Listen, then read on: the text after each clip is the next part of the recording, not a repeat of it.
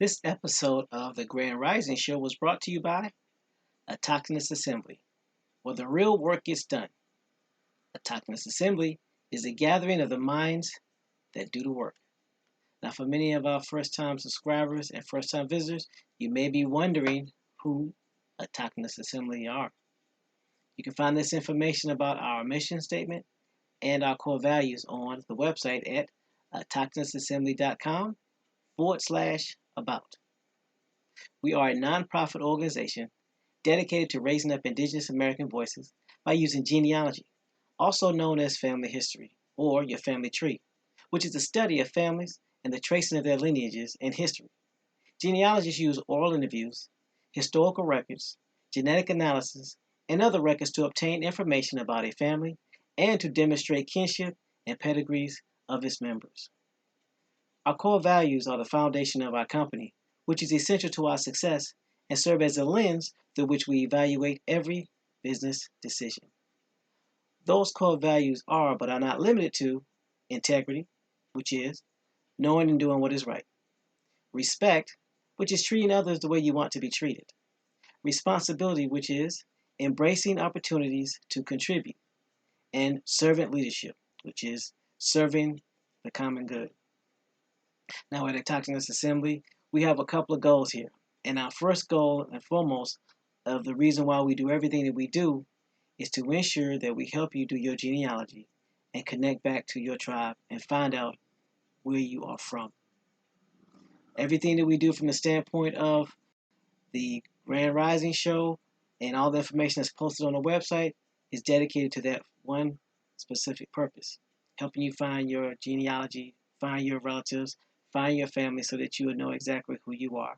And if you choose to, tie back into your tribe, whether that tribe is a Native American tribe, an American Indian tribe, whether it's allowing you to determine which house in Africa that you belong to, or what clan of Scandinavia or Europe or France that you belong to.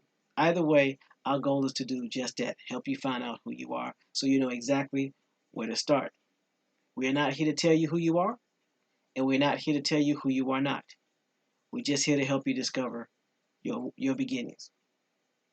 Another one of our missions is to help you become financially independent so that you can help your generations for the next 7 generations and be able to put a stable foundation for you and your relatives. And if you should choose to use this information that we provide free of charge to help not only yourself, but your community and your tribe, then we will do everything in our power to make sure that gets done as well. And remember, our goal here is to make sure that we help you get exposed to this information to put you in the best situation possible. So now what I'm going to do now is return it back over to the panel to see if there was anything I missed, and I will go ahead and get set up so we can get ready and get digging into this information. Panel, take it away. Warning, warning, warning. Hard hats, pickaxe, shovels, boots required.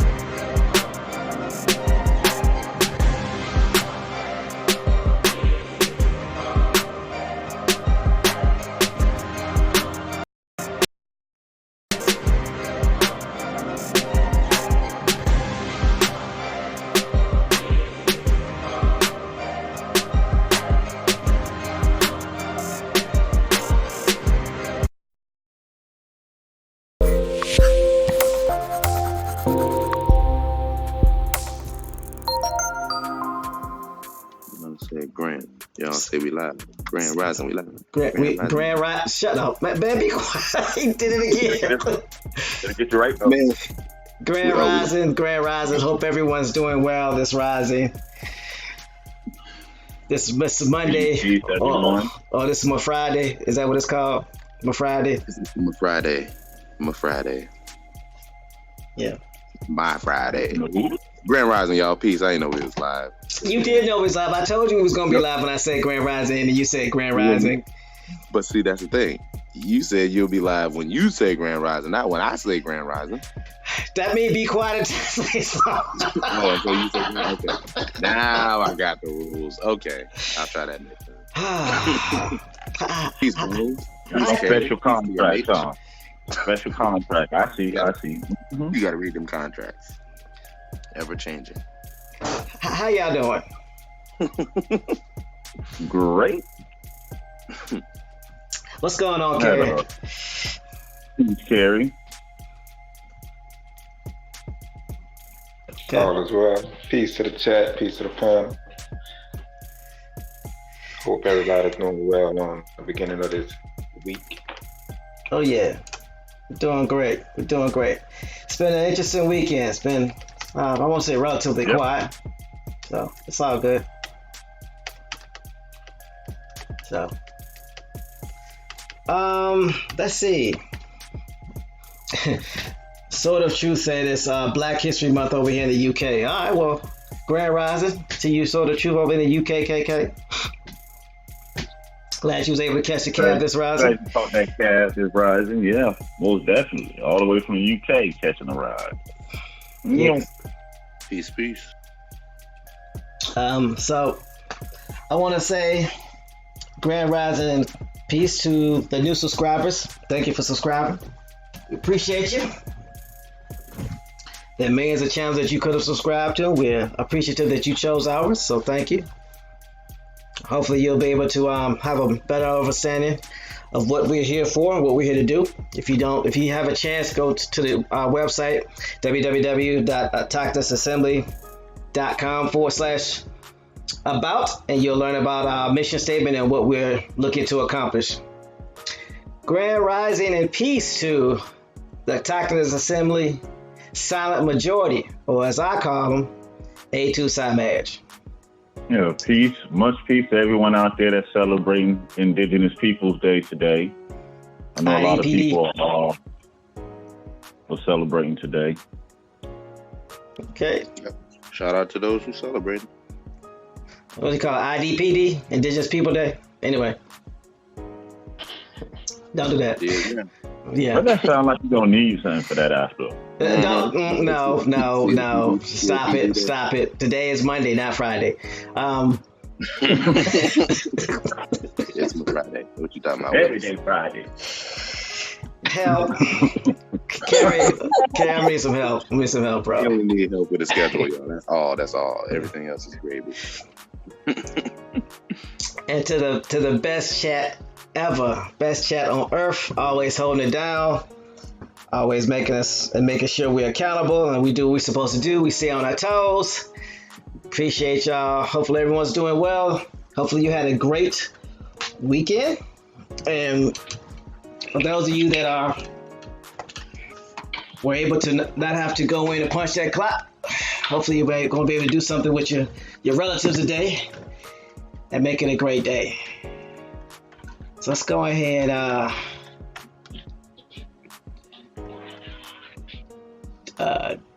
give these why's my come on don't do it. I know my computer's not cooperating right now. Hold on, I'm trying to get a shout out to people in the chat.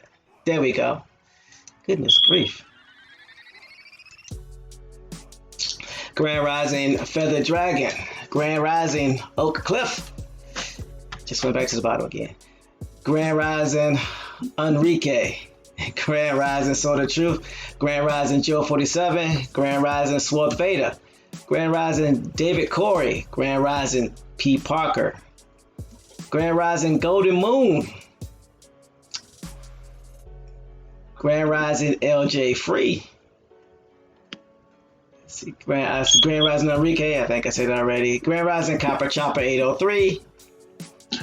Are you reading from the middle out? No, stop it. I'm like, where I are was you about at? to ask. Did you go like 5 down? I went to the top. Hey, I hate y'all right now. Grand Rising, Carrie Bay. I was Grand lost. Rising, Jay Susquehanna. I thought it was just me. I'm like, I'm on the wrong stream. I gotta be. No, it kicked me. Hold on. We got different screens all of a sudden? Hold on. We Two might. streams at one time. We might. Hey, don't get it twisted. My stream is acting a little fluky. Yeah, Man, we about to go see the eye doctor like right now. Right Hey now. You're an all-star. Stop it. Grand Rising Euphoria. I done already lost where I should be keeping up for the people you missed out on. I don't even know who it is anymore. If we didn't call your name, just They did it on purpose. it's Grand Rising T Teller. Grand Rising Chopper 803. Yeah, we can fill in the ones we ain't here. El Boria, peace.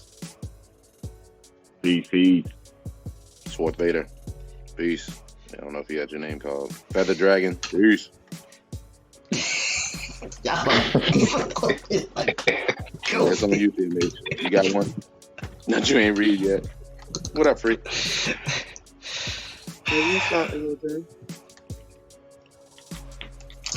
Alright, so before we punch this clock, Jay Susquehanna.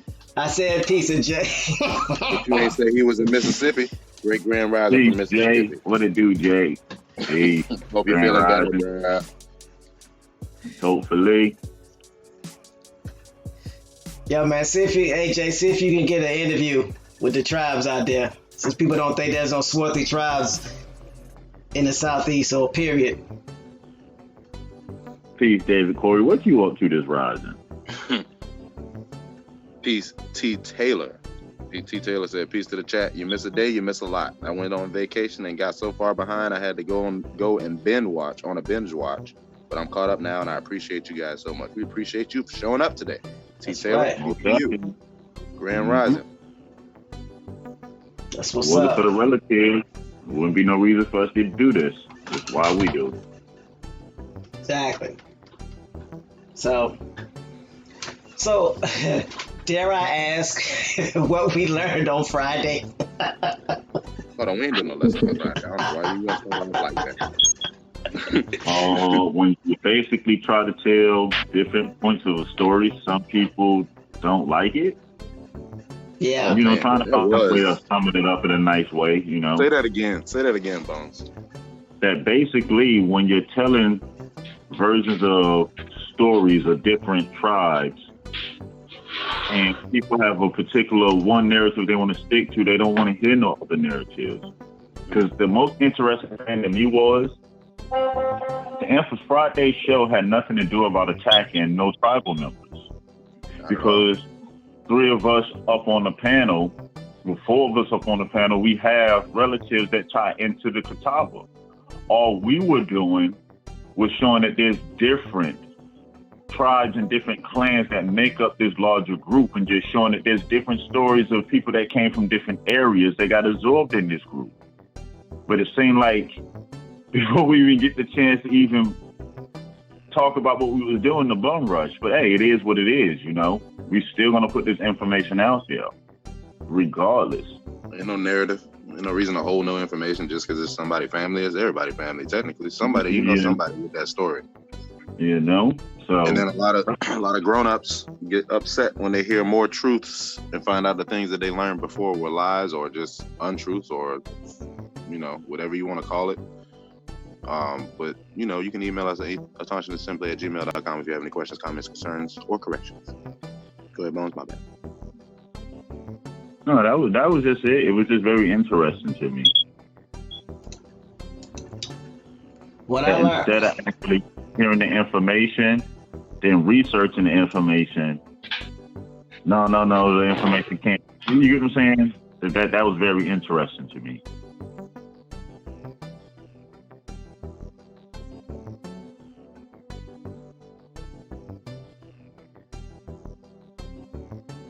Yeah, what I learned I learned a lot. One of the more important things I learned is people don't know how to use conference calls. They don't know how to use a number. Is our number working? I'm gonna find out if it's working. I'm gonna call from the other.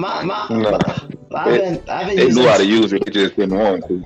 I've been using conference call numbers for the past 20 years. My 10-year-old, when my kids were 10, they know how to download a conference call. And it baffles me how people claim that numbers don't work when all they got to do is follow instructions. But then when somebody else can get in, all of a sudden they disappear. It's funny.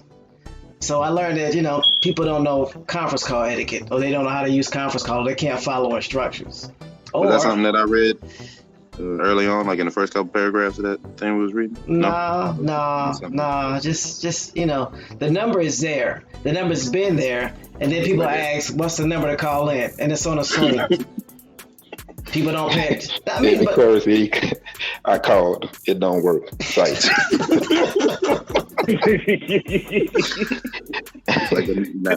Now I'm supposed to dial 267-930-440, right? That's your phone number? No, that's just. So people will call and ask about the number. The number's been there, hasn't changed. It doesn't move to make it easier to follow it. And then it's like, well, the number don't work. Well, the number does work because people call in all the time. So it's just interesting how people spin stuff because they want to create a narrative. And also people that got exposed, you'll notice if you watch the show that they remove their comments from the chat to make it seem like we're crazy. We're not talking to them. Talking to themselves. They're just bringing us up out of nowhere. Yeah. So, but they. I don't watch you. But they forgot everything's recorded. So you can remove your comment, but it's not removed permanently. So it just makes you look even more guilty. That's all. What makes that bad is if you think you can fool the people, then you're sleeping on the relatives. Because hey, these are some woke relatives, and you ain't pulling the wool over them. That ain't gonna work. What they think this is.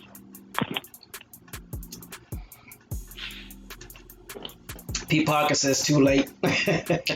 And also too, at the end of the day, what it boils down to is the chat got an opportunity to see what we've been talking about for months as far as the scammers, as far as certain motives of individual tribes and what they're trying to do, and not the tribes themselves, but just the gatekeepers. It's the gatekeepers of the tribes. We're not talking about the tribes themselves. We're talking about the individual gatekeepers that do genealogy, that for whatever reason sent their proxies in to talk on their behalf, but they never said anything. I thought that was interesting. Because here's the thing about me, and I'm sure everybody in the chat works this way. If you're going to make an accusation about me or my tribe, I'm not going to send somebody that's not a member or that doesn't know the information to answer on my behalf. I'm going to answer as a person that's supposed to be the leader. I want to take responsibility and take that on. I'm not going to send somebody else to do it for me because I'm too scared. My phone, for the record, still hasn't rang yet, and no one has still reached out for me. Reached out to me to get that help from the USDA or the HUD-3. I don't think that conversation is going to happen, but it's interesting. And one thing I've learned is when we're dealing with tribal history, what we'll find is that you have your mother's lineage in the tribe and you have your father's lineage in the tribe. And for many of us, our father and our mother's lineage will run parallel, meaning they will tie back to tribes. And then there are some of us whose mother tribe ties back to a Huguenot, a colonizer, who doesn't plan to do any good, or their father ties back to a Huguenot or a colonizer who doesn't plan to do us any good. And they will push that narrative or that origin story, which is a true origin story. Let's not get it twisted. That's a true origin story. But the goal is to eradicate us and our origin story to supplant us or replace us. Because remember us as we was talking about the Indians and the tribes, when we started breaking down the Indian wars, we saw that's what was going on. That's what Cornplanter was doing. He got it with the Huguenots, and that's how the politicians were able to supplant themselves into the tribes, marrying into the Haudenosaunee tribes, which just so happens to be a Siouan-speaking tribe, from what we understand. So let's not get it twisted. There are multiple tribes. There are multiple origin stories. But at the end of the day, how it all boils down is either your tribe is going to be the tribe that wasn't going for the okie doke, or your tribe is going to be the tribe that ushered in the okie doke. And what we're realizing is the tribes that ushered in the okie doke got hit by the information, and they're hollering and they're trying to divert. That's okay. Everything is going to be exposed. And we're going to... Are you saying that hit dog hollers? I mean, hit dog, hit wolf, hit pig. Don't forget the fleas. Hit Don't forget the fleas. Hit dragon. Whatever you want to call it. They got hit, it hollers. Narratives are trying to be created. At the end of the day, we got to get this right. So, that's what I learned. And this what people got. This is what I want the relatives to take from this. Question everybody. Make everybody prove something. Don't just take what they say at face value because they put information out, or because they have a large following, or because they have a chief in front of their name, or because they have an Indian card. Find out what they're doing in their community. It's amazing that some tribes or some people who have their cards don't even help the people in their community. Why did it take Bones to tell a woman who was in Michigan about a USDA program that's in Michigan? Bones lives in Georgia, but there are lots of tribes in that area, but none of them reached out to her. None of them are putting on their YouTube channels what programs can help. Sometimes you just can't listen to what people say because their actions speak so loud, you can't hear a word that they're saying. And sometimes silence will make you just as guilty as running your mouth. So, with that, let's go ahead and punch this clock so we can get this information to these people, so we can unlock some of this ancestry.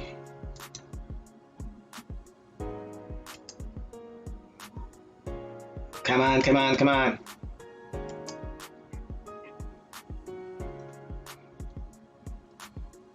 This thing is acting slow.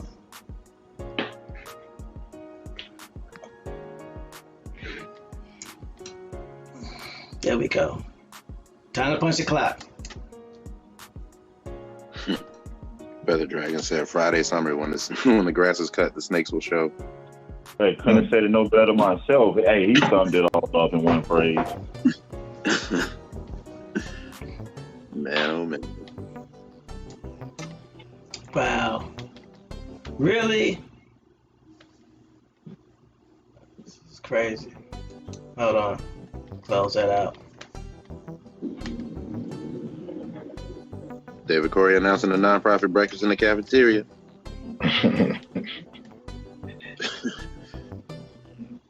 No pushing, no shoving. It's never ending. Guess that's David Corey hint telling us we need to get a nonprofit cafeteria like soon. Yeah, that's a subtle hint. Yeah. Y'all work with me for a second. I'm having some minor technical difficulties. It's saboteur. No, it's not a saboteur. Give me a second. Let me stop for a minute. I'll do that. Get the duck good.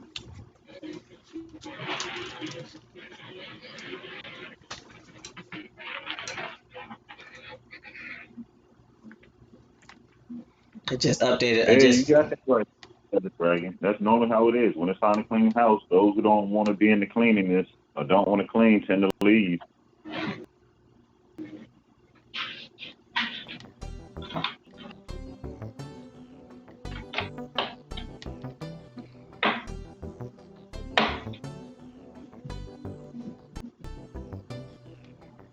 I like that one too. When you start cleaning,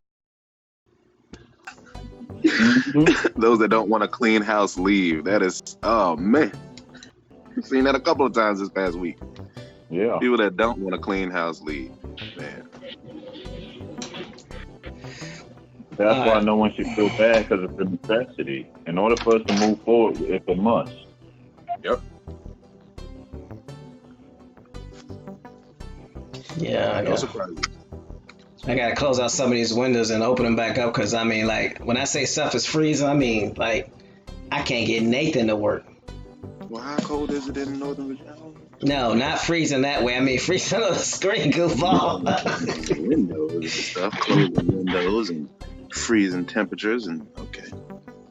Maybe it wasn't a temperature. All right, I understand. It's an easy mistake. That's what we doing. It's an honest mistake, TMH. No, you got 8 windows in the office. Really?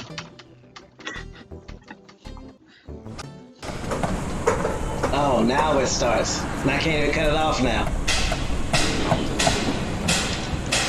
What's going on, Mr. TJ? B&B box and piece. Macadon 1. Yes. So the chat heard the construction soundbite.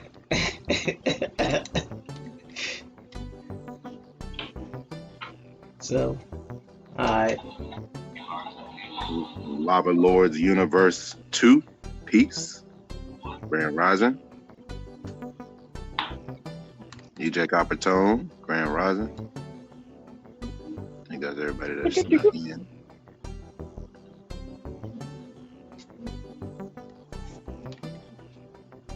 Oh, Cliff said, light those fingers up now, Keanu. Light them up. Like literally, look. I'm trying to close out some of these processes so we can get moving, so I can pull up the links. Like when I say stuff is like stop, it's like stop. I'm like, this is Similar to when I'm reading. Yes, we understand. don't do that. Don't do that. Just prepping myself, man. Waiting for these links. You gonna tell me to stop as soon as I click it. You know what? I'm gonna see the links right now. Oh. Okay. I guess I'll be ready. Yeah, you do that. I guess I'll You can read while I go ahead and still try to get everything straight. So give me a second. Tell me to stop. You's a grown man. You know how to stop on your own. I'm just saying. You got that passenger side student driver vehicle we riding in this taxi. We just basically picking up from where we left off, but we're gonna start with the Olmecs, go to the Yucatan, and then we're gonna tie into the Chichen Itza, the Chichen Itza and the Alabama, then the Issa.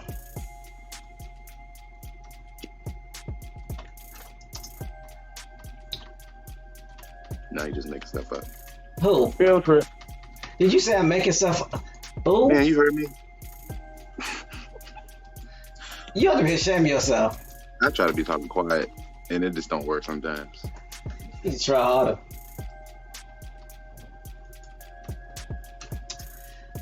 Just testing out the hearing. So you can.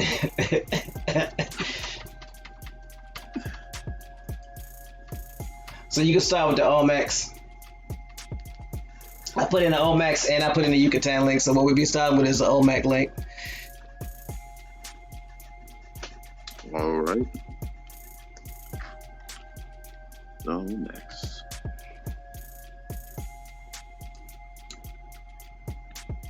Right now. Yeah. Two. Can y'all hear me? Don't do that. Okay, I'm just making sure y'all mic checking, man. I gotta read. You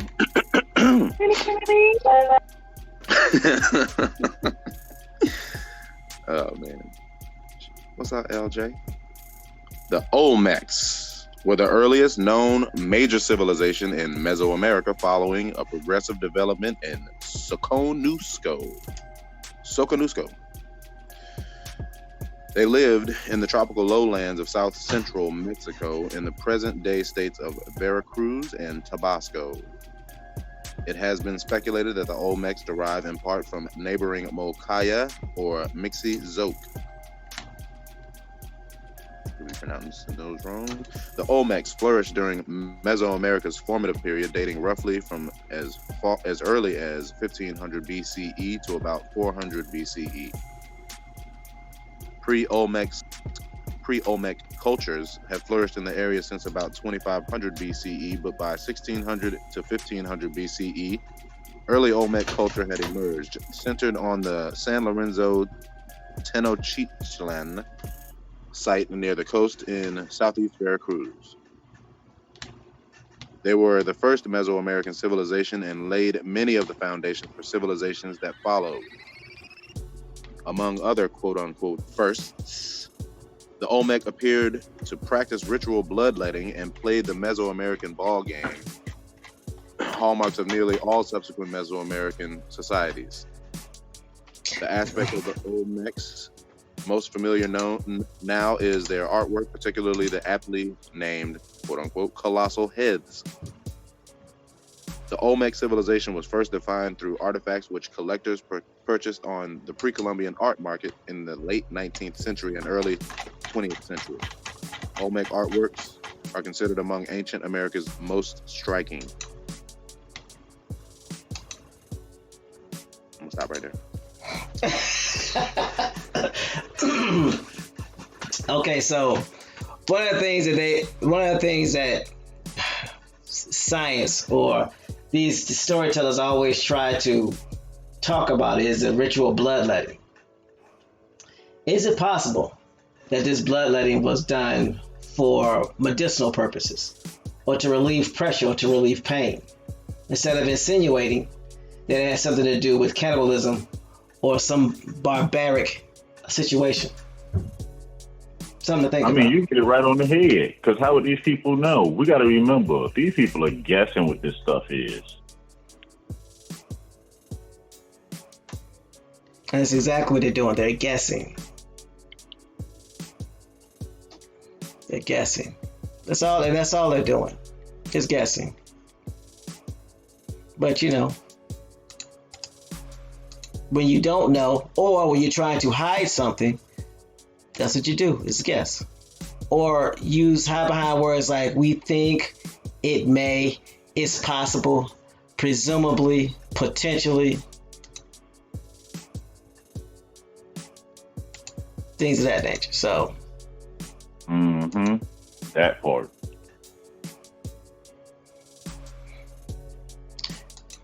Forgive me if I haven't a divided attention. I'm trying to get these processes removed so everything can flow right and we can get back to sharing the screen.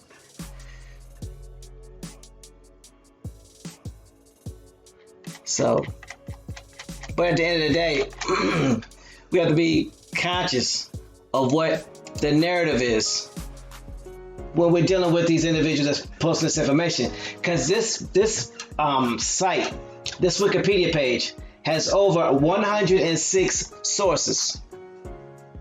Over 106. So the good thing is there are over 106 sources.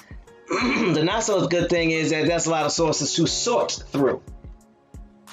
So again, like anything, you take the babies out of the bathwater.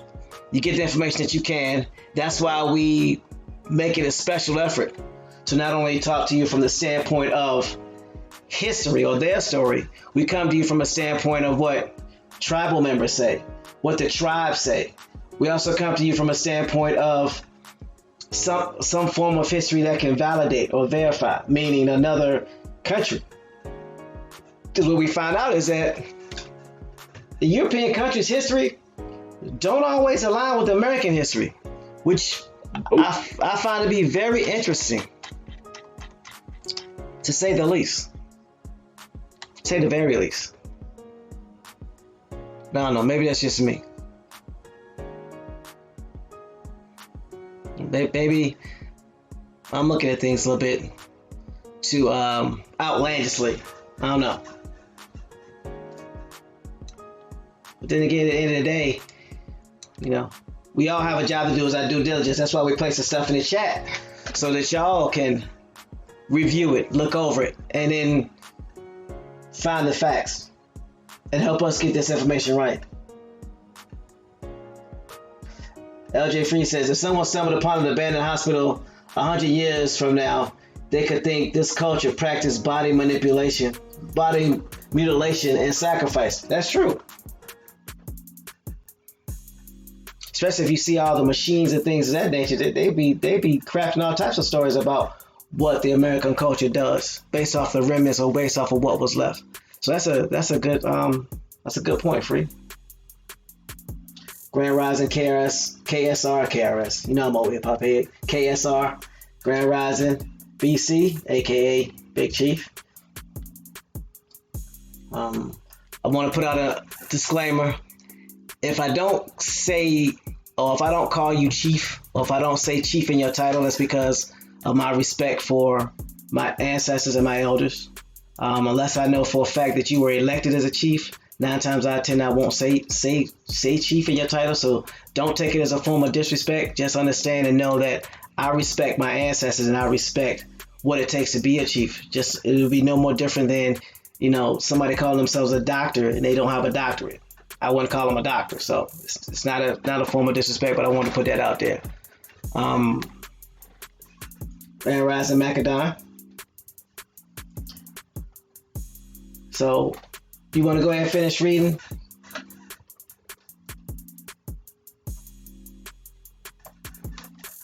No, so Yeah, I think we're on etymology. Yep. Etymology. The Olmec comes from the Nahuatl word for Olmecs. I think it's pronounced Nuat. I think that's how James said it. Yeah. Oh yeah, you're right. Nuat. Is that L in it? Okay. I'm not touching that L. Yep, Nuat. Word for the Olmecs, or all those pronunciations. If it's on the screen, it's not. Okay, this word is composed of the 2 words Ulli, meaning quote unquote rubber, and mek. Let's see, mekat. Let's say mekat. Yes, meaning people. So the word means rubber people. Rubber was an important part of the ancient Mesoamerican ball game. So that's where the name Olmec comes from. Nuat for Olmec.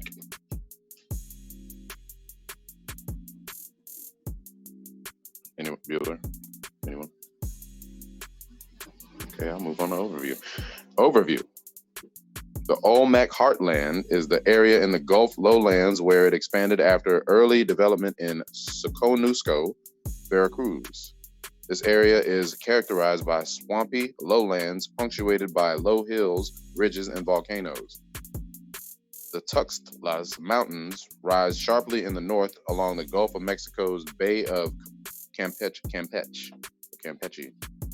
Here, the Olmec constructed permanent city temple complexes at San Lorenzo Tenochtitlán, La Venta, Tres Zapotes, and Laguna de los Cerros. In this region, the first Mesoamerican civilization emerged and reigned from circa 1400 to 400 BCE.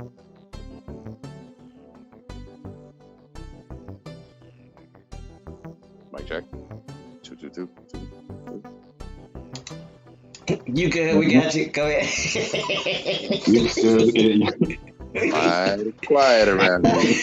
I'm waiting on you. I'm waiting on the stop. I'm waiting on the stop too. I know you distracted TMA just all Hey right. Man, look. I'm working on the scenes. We having technical difficulties, so you gotta keep the show moving. Keep going. No, it's just weird to not have to stop on this highway all of a sudden. Stop it. Keep reading. No. Okay, all right. Origins. We on Origins, TMA, just in case whenever you join it. The beginnings of Olmec civilization have traditionally been placed between 1400 and 1200 BCE. Past finds of Olmec remains ritually deposited at ʻŌlmɛks shrine near San Lorenzo moved this back to at least 1600 to 1500 BCE. It seems that the Olmec had their roots in early farming cultures of Tabasco, which began between 5100 BCE and 4600 BCE. These shared the same basic food crops and technologies of the later Olmec civilization. You know what's funny? every time they dig something up and find something out, they got to keep pushing the date further and further back. So wouldn't it just be best for these people to be like, they don't know? Which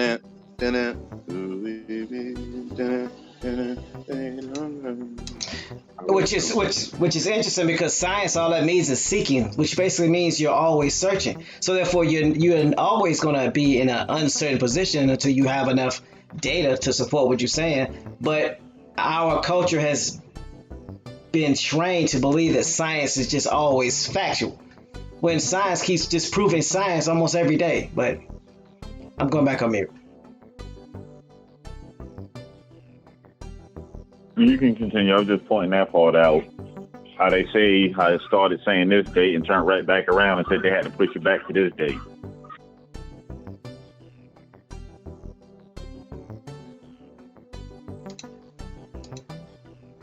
No sell out?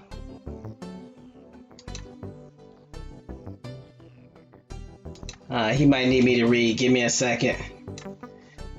He was on Origins? Yeah, I'm back. I bet. Okay. 40 Johns. Where were we at? Yeah, Origins. Yeah.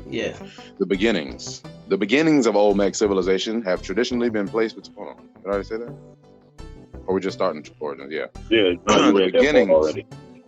The beginnings of Olmec civilization have traditionally been placed between 1400 and 1200 BCE. Past finds of Olmec remains ritually deposited at ʻŌlmɛks shrine near San Lorenzo moves. Yeah, no, I did read that. I'm on the second paragraph, right? As long as you got me to stop, that's what it was. What is today called Olmec first appeared fully within the city of San Lorenzo Tenochtitlán, where distinctive Olmec features occurred around 1400 BCE. The rise of civilization was assisted by the local ecology of well-watered alluvial soil, as well as by the transportation network provided by the Coatzacoalcos River Basin. This environment may be compared to that of other ancient centers of civilization, the Nile, Indus, and Yellow River valleys in Mesopotamia. This highly productive environment encouraged a densely concentrated population, which in turn triggered the rise of an elite class. The elite class created the demand for the production of the symbolic and sophisticated luxury artifacts that define Olmec culture. Many of these luxury artifacts were made from materials such as jade, obsidian, and magnetite, which came from distant locations and suggest that early Olmec elites had access to an extensive trading network in Mesoamerica. The source of the most valued jade was the Motagua River Valley in eastern Guatemala, and Olmec obsidian has been traced to sources in the Guatemala highlands such as El Chayal and San Martin Ilotepec, or in Puebla, distances ranging from 200 to 400 kilometers away. 200 to 400 kilometers away, respectively. The state of Guerrero, and particularly its early Mezcala culture, seem to have played an important role in the early history of the Olmec culture. Olmec-style artifacts tend to appear early in some parts of Guerrero than in the Veracruz, Tabasco area. In particular, the relevant objects from the Amuco Abelino site in Guerrero reveal dates as early as 1530 BCE. The city of Teopantecuanitlan in Guerrero is also relevant in this regard.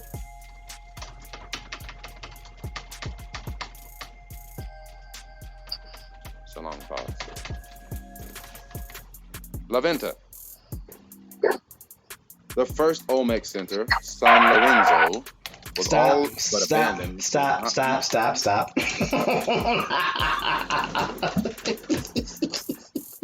That's a record, you know that, right? That was 10 paragraphs. I mean, I'm sorry, 10 sentences. My Friday. We out here breaking records. Well, come on, man. I had to test the sound effects, you know. I had to make sure they was gonna work. It wasn't gonna shut that down. The power down. Yeah, you know, it was looking rough there for a second. So we good. Transatlantic water, yes. Hey, I ain't know the cab go that fast. Every time you get to like 15, 20, it's a stop. Hey. Whose side you on? Never mind, don't answer that. So right now they're just basically giving you a little bit of history from the standpoint of the Olmecs. Brother James, Choctaw Jimmy, aka, so are you Ricochet Rabbit today, brother? Bro James, you Ricochet Rabbit today, or you just do the vision? Which one are you? You said C. All of them. Ricochet Rabbit, I've been up all weekend. Let's go. You heard him. Let's do it. You heard him. Paper or plastic? Yes, please. What?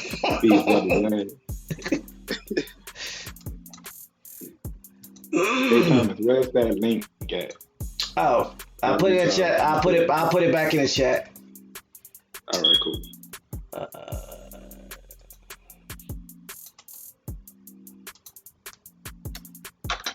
Yeah, so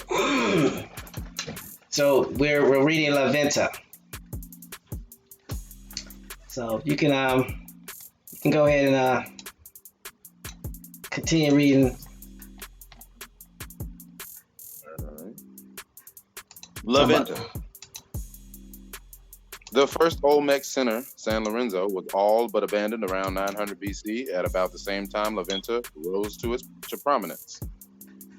A wholesale destruction of many San Lorenzo monuments also occurred circa 950 BCE, which may indicate an internal uprising or, less likely, an invasion. The latest thinking, however, is that environmental changes may have been responsible for this shift in Olmec centers, which, with certain important rivers changing course.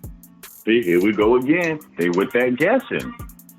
Yeah, this don't sound too. It don't sound made up at all. Yeah, I don't know. No, I don't want to say that. Now we think environmental change. Did you go back in time to? Let me stop. Usa. In any case, following the decline of San Lorenzo, La Venta became the most prominent Olmec center, lasting from 900 BCE until its abandonment around 400 BCE. La Venta sustained the Olmec cultural traditions with spectacular displays of power and wealth. The Great Pyramid was the largest Mesoamerican structure of its time. Even today, after 2,500 years of erosion, it rises 112 feet above the naturally flat landscape. Naturally flat.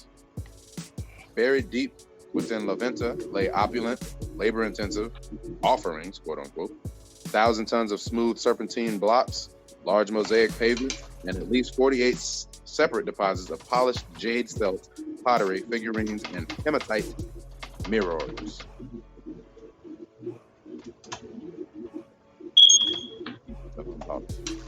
Decline.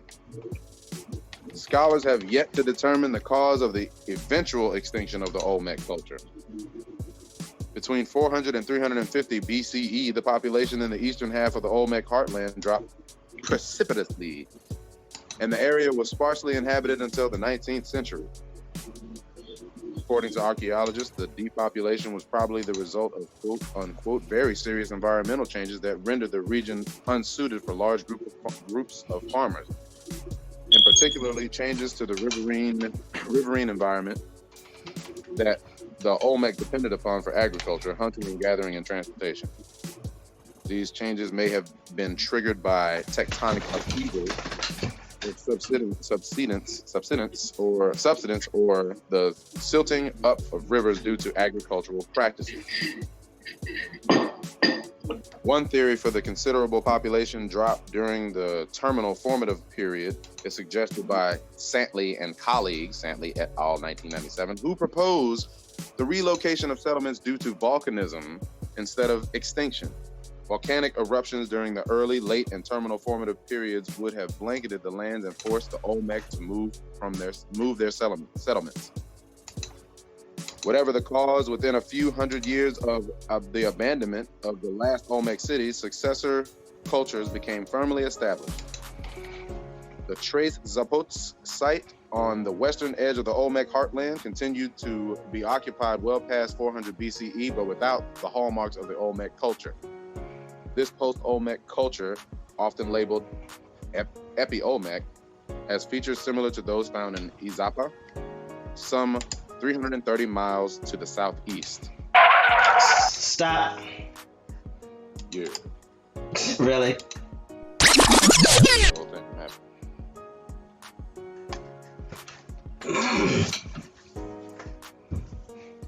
All right.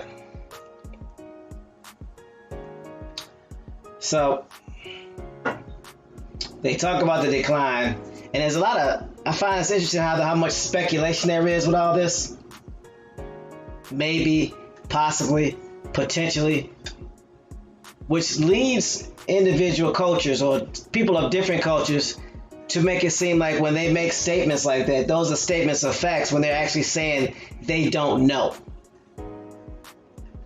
Again, this is the reason why it's very important to do your genealogy. Know where you come from and tie in to where your ancestors are, so no one can tell you who you are not. And ultimately, you're not able to tell someone else who they're not. Because the goal is to make sure we get this right. So it's right in the last paragraph it talks about the Tres Zapotes site.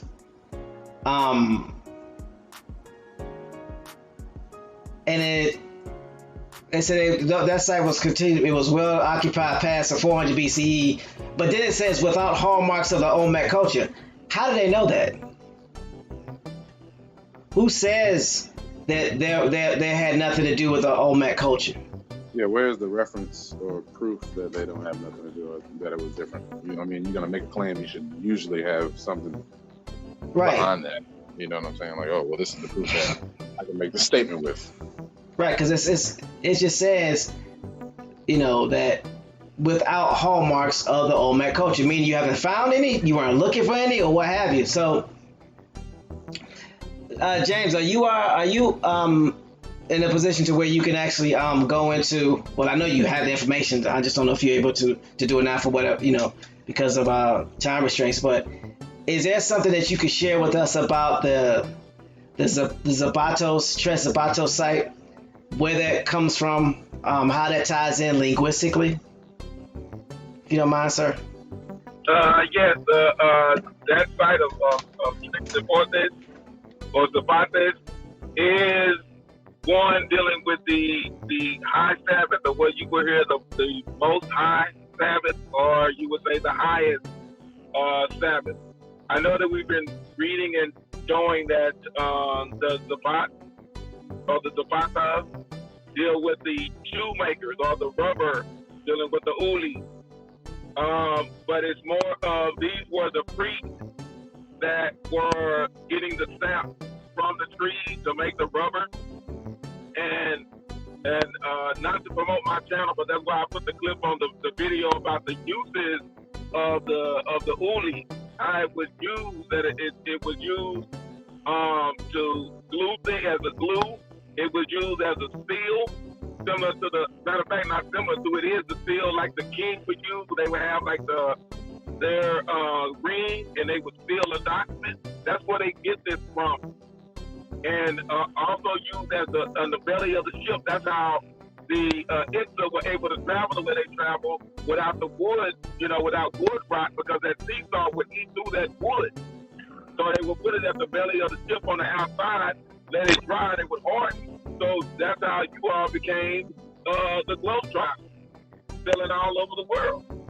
So that's also a little nugget that they gave the Vikings as well. So it's more proof of who we are.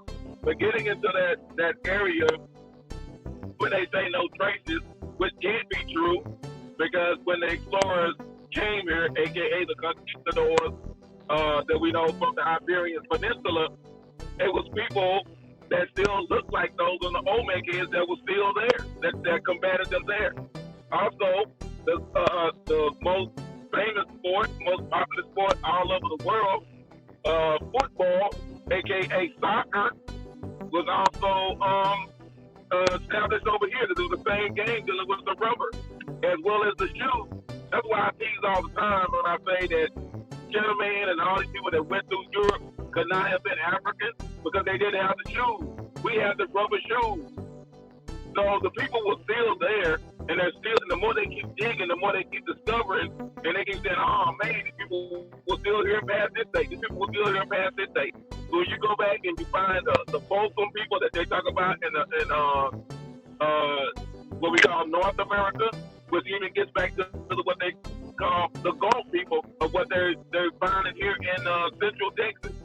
These were the same people that still had the same customs, still did the same thing with the black drink, the whole nine. Because initially they kept saying that the Olmec and the Maya were two different groups, and the Nahuatl or the Nuwa were two different groups. And now they're coming to find out, wait a minute, they're just the children of what we know as the Olmec or the Ulli. Same people. They're the same people. So now they're starting to label these Mayas a pre-Maya. So how could these Olmecs have disappeared if the pre-Maya is saying that their mother is the Ulli or the Olmec?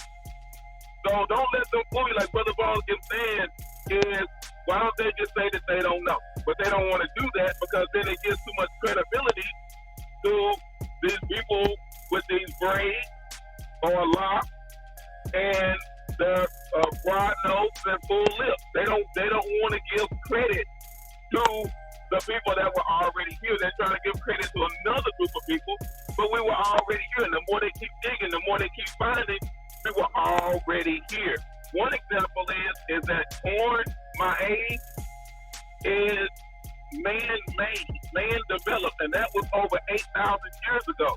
So they at least have to go back 8,000 years, and we were here. So when they come to tell you, 1200 BCE, 1400 BCE, no, the benchmark has been set at least 8,000 years. Now, we can go back further than that, but I'm not going to do that at this time because I don't want someone to say that I'm, whatever. But anyway, man, I'm on a roll. I'm sorry, I mean to hold y'all up. I'm going to yield the mic and I'm going to come back. But it's on and popping. I'm going to yield the mic.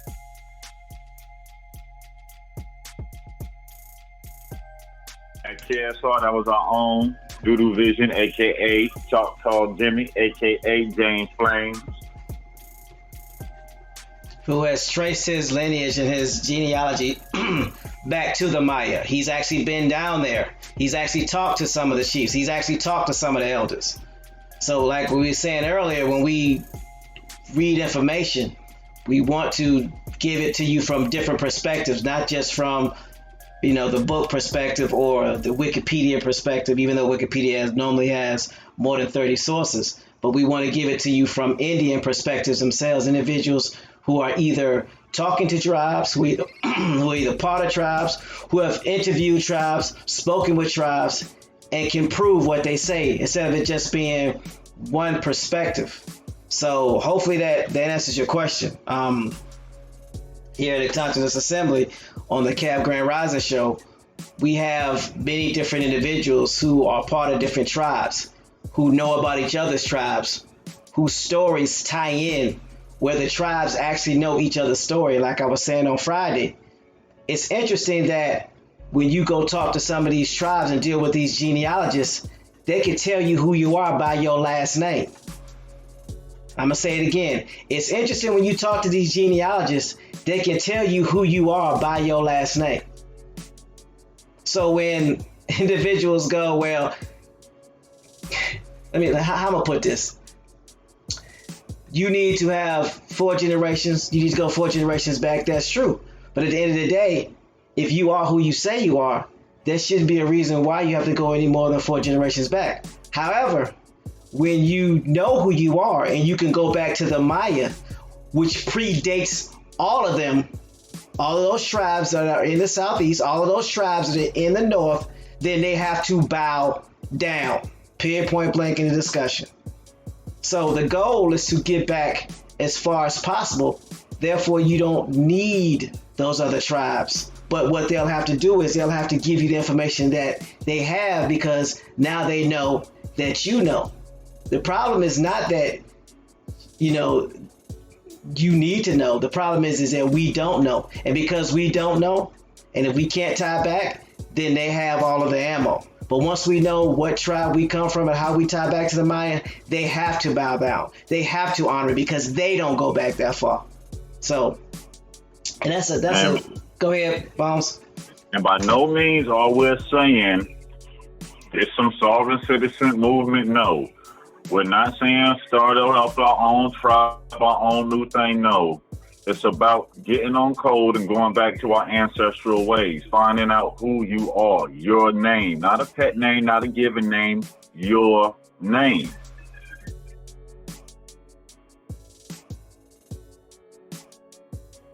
Exactly. What did your mother call you? Not what did your father call you? In our culture, the mother names a child. The father may have input, but the mother names a child. So if that's the case, what did your mother call you? What did your people call you? Right now, we've been doing some research and let's look at the linguistics, and the term America, they say it came from Amerigo Vespucci, but when you look at the word and you break it down linguistically, you're dealing with Amir or Ami Rika. Rika is what? Port. I mean, rich, right? Feminine version of rich. Rico is a masculine version. So if Rika is a feminine version, then Ami Rika, right? So what is Ami? Then you'll know exactly what, at least from the Latin or the Ladino form, this island or this continent was called. It wasn't named after Amerigo Vespucci. No. But you have to realize at the end of the day, what those terms mean, and like James says, and like many genealogists says who deal with forensics or who deals with understanding a language and being able to break it down, it goes back to being linguistically tied, which is the reason why they confounded our languages. They wanted us not to know who we are. So when people start talking about a Siouan tongue, that's French. That's not Ladino.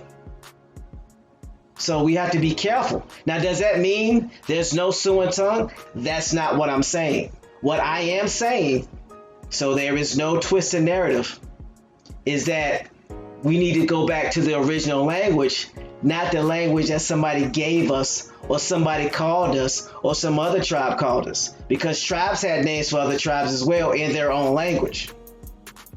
So not only is it important to know who you are, it's important to know what language your tribe spoke. It's important to know where you originally came from. It's important to know how far south did you go. I mean, perfect example. And that's why we say this is not taking no shots at no one, but Sioux. Entomology, what it says, group of North American Indian tribes, 1761, from Northern American French. I mean, that's all we're saying. If the word is somebody else's word that was told on you or given to you, go further back, because that's not your name. That's what somebody else decided to call you or to name you. That's no different than Toby. That's like stopping at the N-word. Yeah.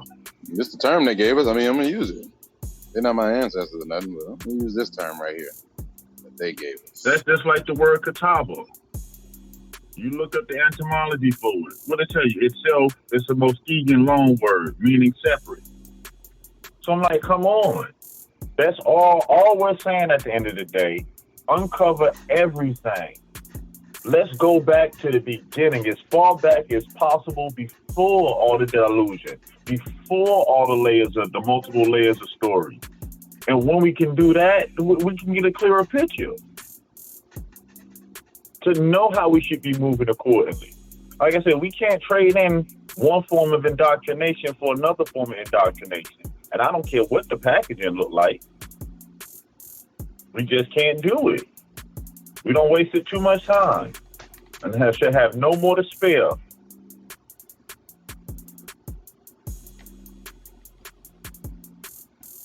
One thing that James had talked about that was that I think needs to be discussed. It's important because he talked about the Nuat language and how that language came about. That came about from the Balam, the original 4. Out of 4, there was 7. And one of those 4 end up going to China. Because people always want to talk about how the Chinese have the dragons and how the dragons came out of China. That's not true. The Xi did have members that went over to China. That's how you have the Xi dynasty. But they came from here. There were dragons here as well, or lizards, or whatever you want to call them.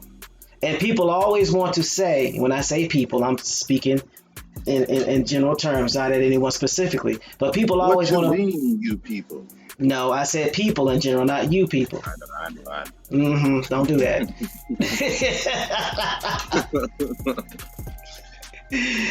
And people always want to go, well, the Mongols overran certain tribes, not realizing that before the Mongols even did any overran anywhere, there was an actual original core that came and went to China.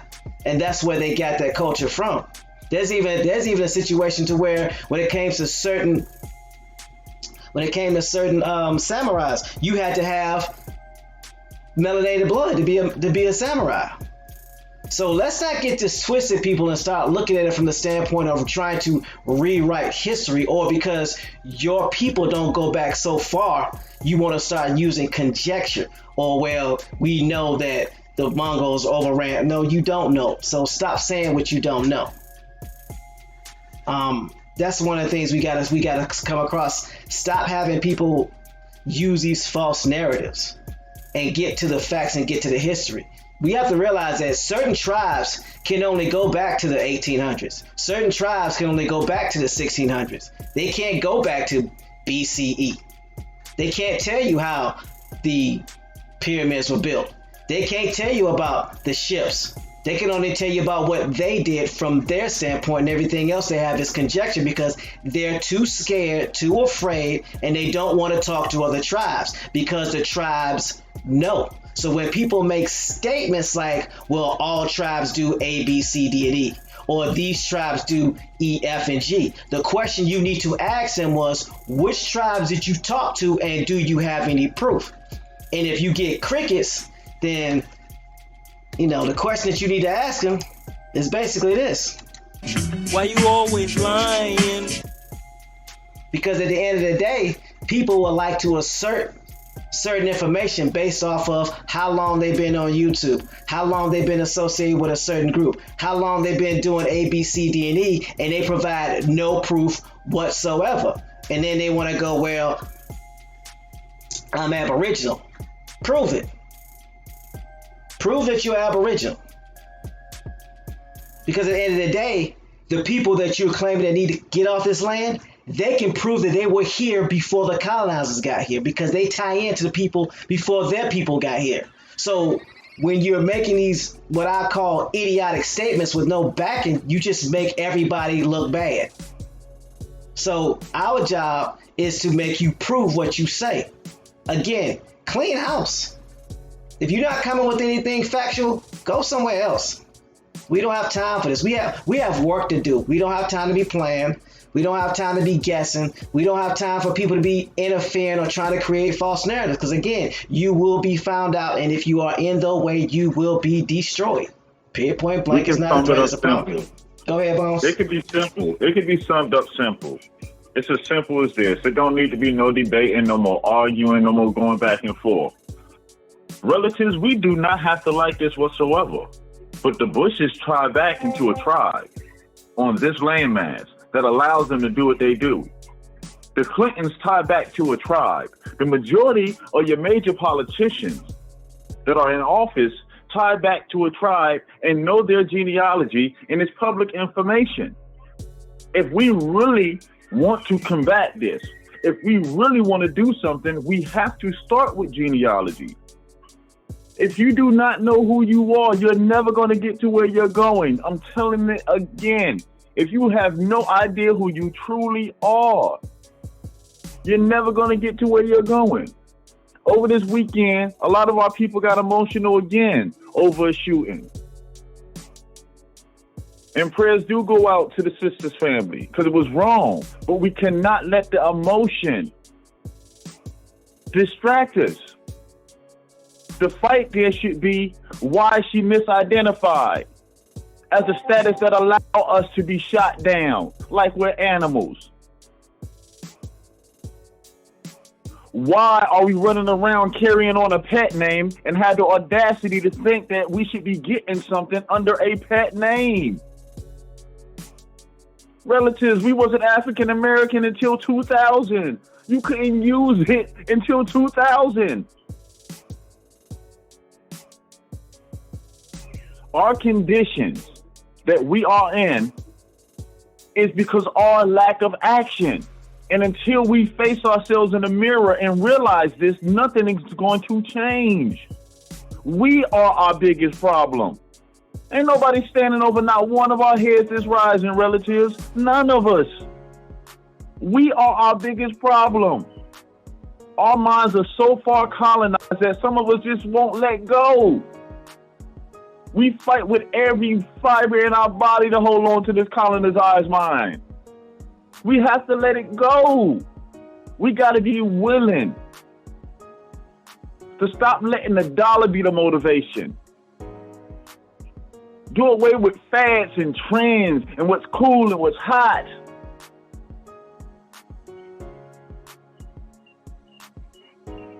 If we want to be respected as a people, we must act like a people.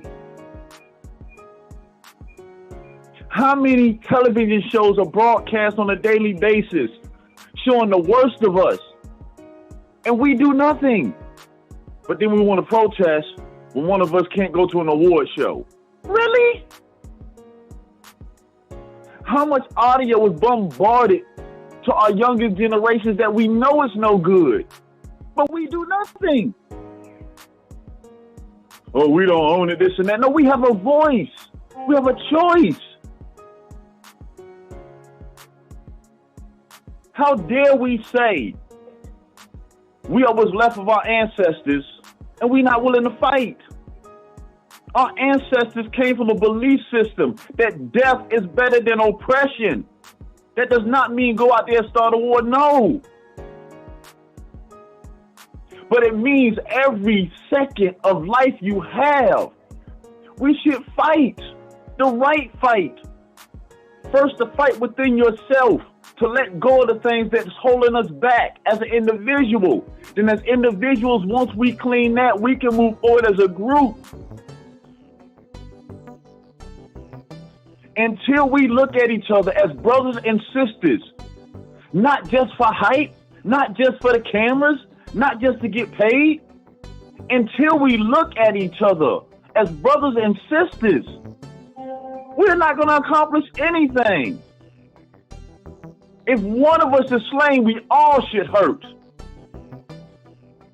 If we're just so much powerful people, nothing should move in this country.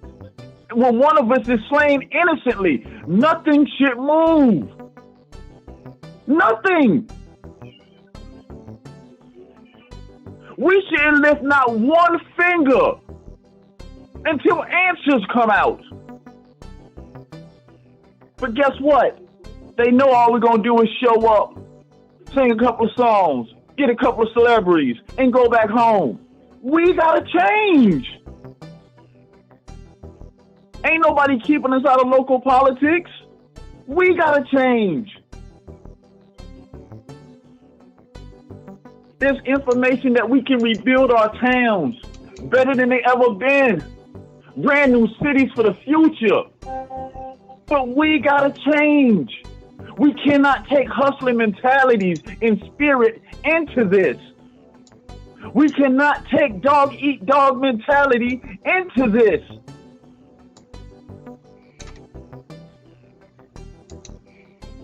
We must be willing to let it all go to rebuild a new society for our children's children. It's a choice. It's just a choice. It shows the Creator allow us to rise in the rising. We should choose to use this day to move the agenda forward. They can change the name to Indigenous Peoples Day, but if our conditions are still the same, what does it mean? Another token? Just another token. When are we going to stop allowing tokens to make us feel like it's cool? Wasn't we told, give us something and they'll have us eating and voting out of their hand for 200 years?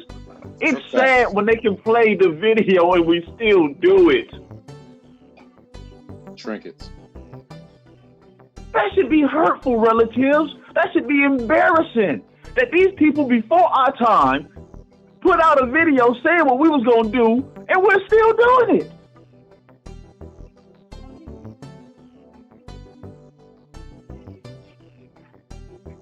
If we want our names back, then we must change. The Creator makes no mistakes. And if we're in this condition, then there's something that we got to correct. Stop looking at everybody else. Stop fighting for everybody else. Let's get our situation right first.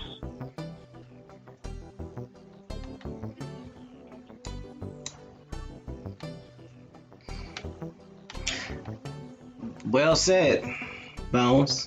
As always, I unite with you on that. I definitely do. And at the end of the day, one of the things we got to do that many of us are scared to do, which has been proven over the past couple of days, people are scared to clean house. They're scared to kick out the scammers out of their communities. Again, if a person will scam you for a couple of $100, what do you think they'll do for a couple of million? What's being introduced and the information that James has brought to us and the information that Bones has brought to us from the standpoint of HUD and Section 3, HUD Section 3 and the USDA, we're not talking about a couple of $100. We talk about multi-million-dollar projects that can, like he said, put civilizations better than what they were. This is money for us.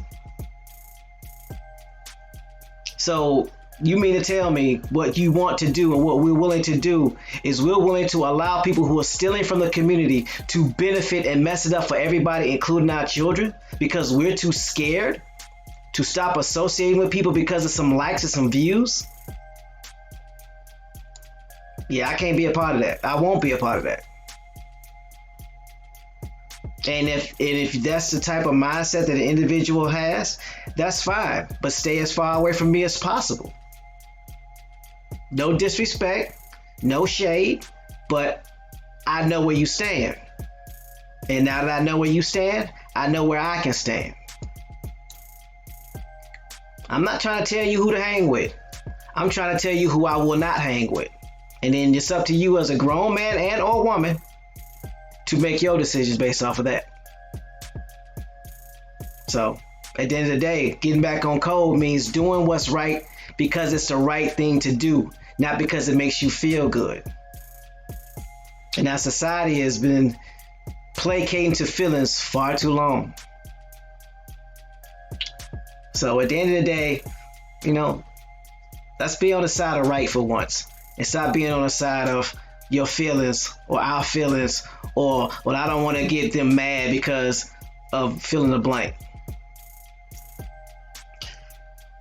Choctaw Jimmy, James Flames, can you do me a favor if you can, if you're so able to?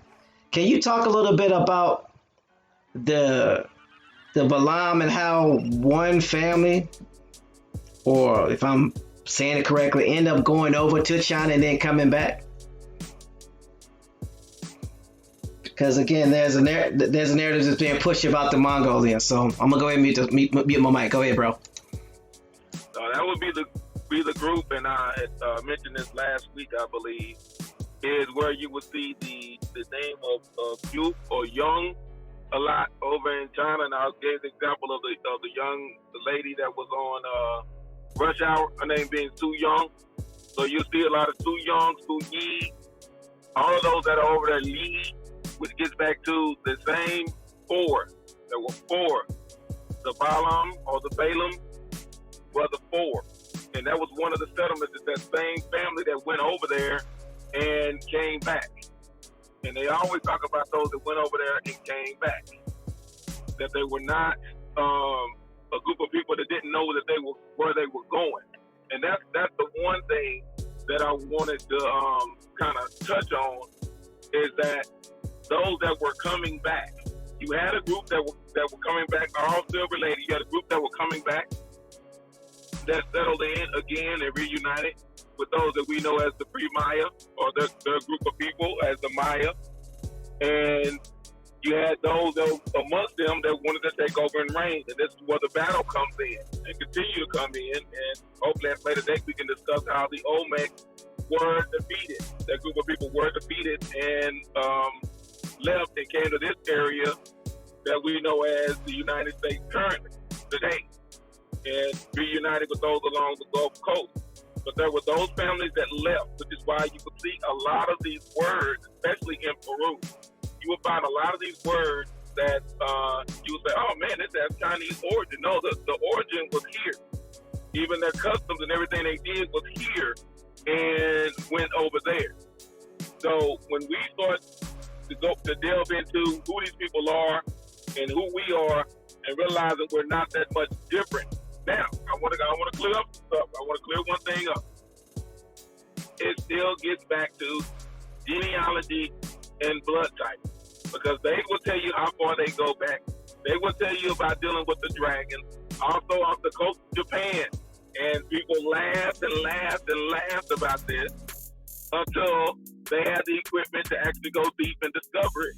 There's a whole city off the coast of Japan. Pyramid, roads, steps, building, the whole nine, and the structure. But they went over into what we know as Asia, as you know them as the Shi or the Yi, that the dynasty, and they came back over here. And that's in their records as well as our records, but we want to try to ignore that. But you have the Balaam, which meaning they came to the four corners, as you know, the four corners in Peru. And they went to different places all throughout the earth. You read about the four corners or the four winds. Same symbolism that you will find with Kukulkan. You know him as Quetzalcoatl, but we know him as Kukulkan. Kukulkan is carrying on his shoulders what looks to be a cross.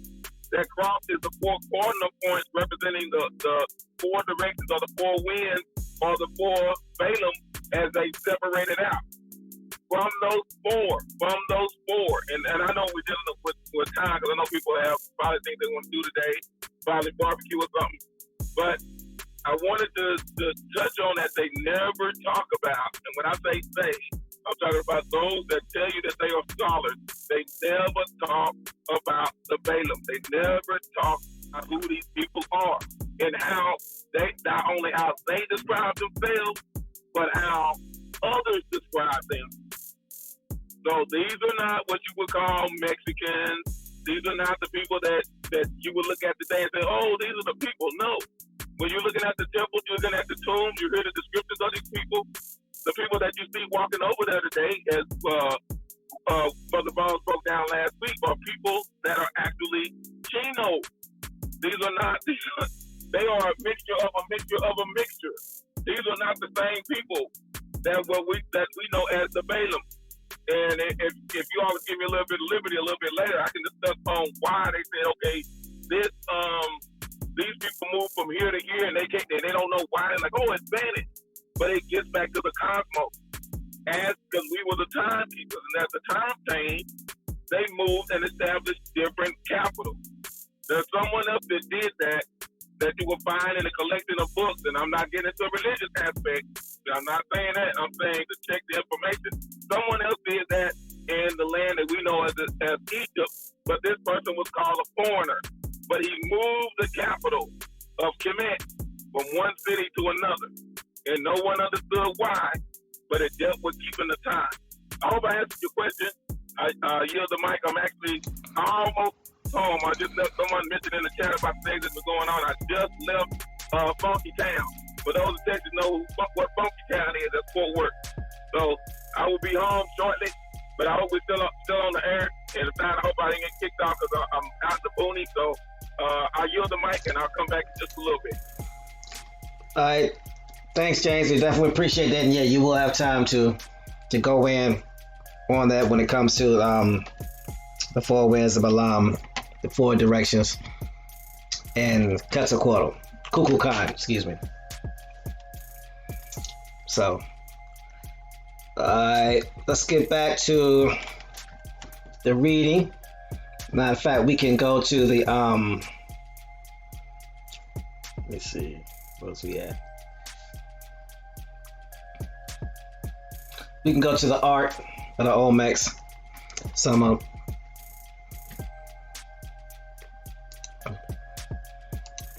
I'll read it. Make sure y'all can hear me. All right, so the Olmec culture was first defined as an art style, and this continues to be the hallmark of the culture. Wrought in a large number of media, jade, clay, basalt, greenstone, among others, much Olmec art, such as the Ressier, is naturalistic. Other art expressions, fantastic, anthropomorphic creatures, often highly stylized, using an iconography reflective of a religious meaning. Common motifs include downturned mouths and a cleft head, both of which are seen in representations of were jaguars.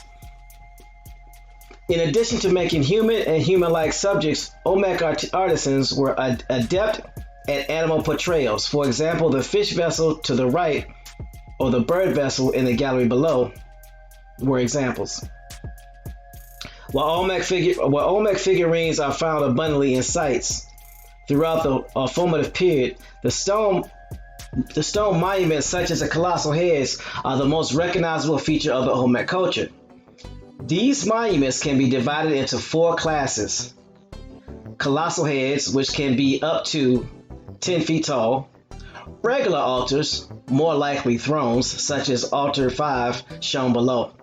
Now, again, you gotta watch how they do stuff. More likely thrones. You don't know, so why are you putting more likely thrones when you don't know?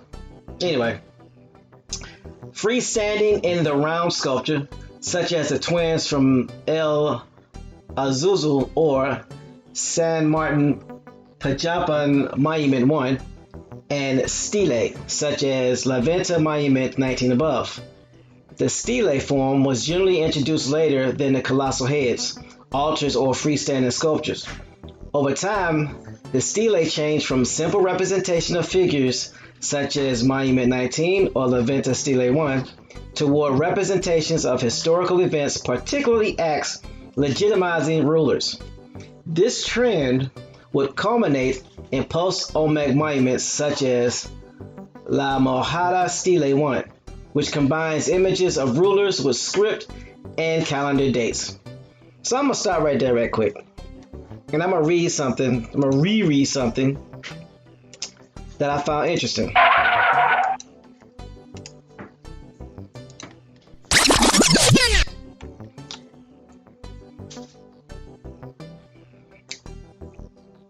It says,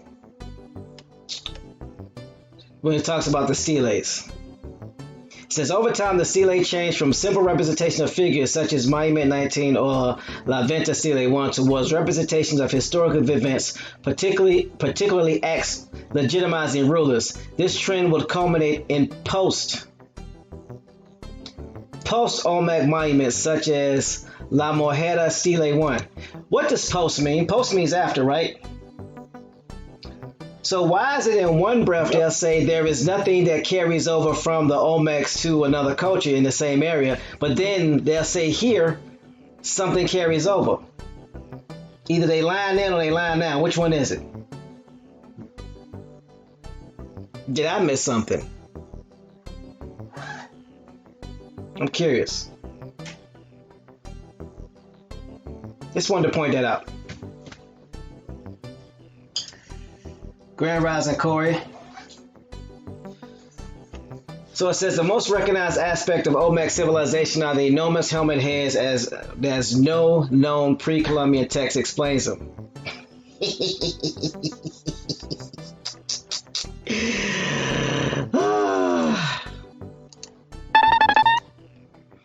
It says, as no known pre-Columbian text explains them.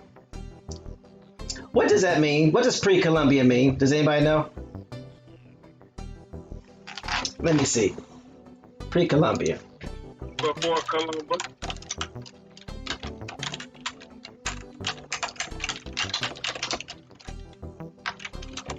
You said it means before Columbus? Yes, sir. It says here, prior to the time of Christopher Columbus, occurring or existing before the discovery of America by Columbus.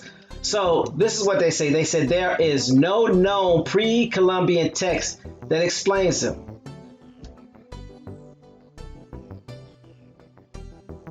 Why does that sound like it's not true?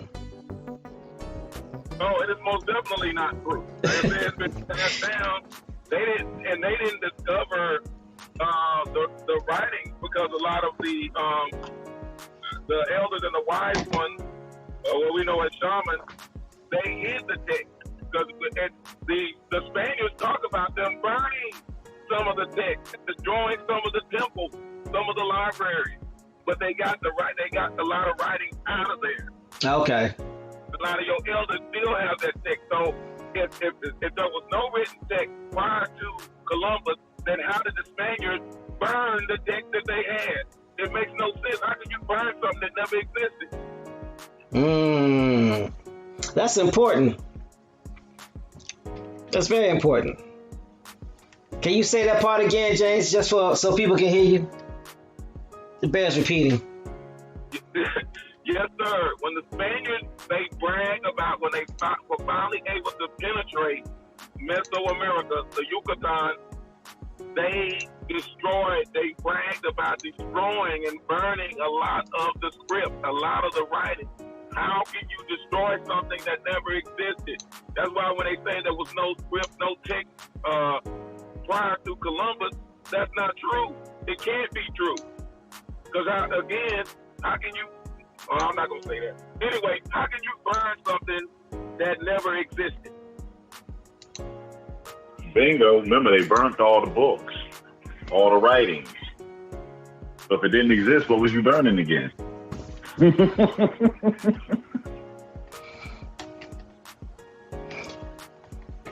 Now, can you understand why reading for comprehension is dangerous?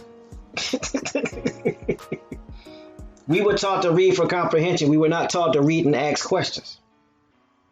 We were not taught to read to understand. We was taught to read to comprehend based off of the information that was given to us, based off of the expert that was the information that provided the information, to take it as facts. Reading for comprehension is dangerous, and it leads to being mentally controlled, or what is it called?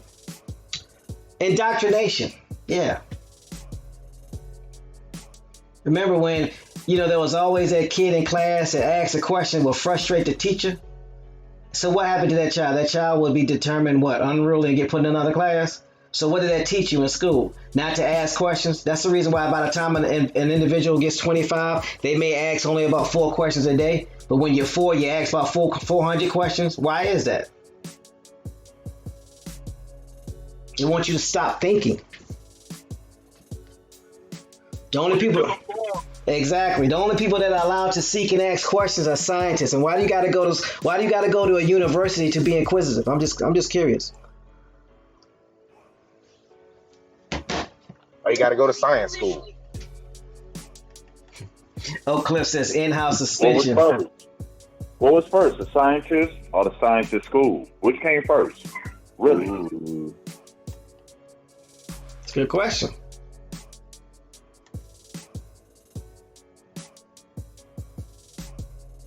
David Corey said, my mom Sylvia wanted me to hush.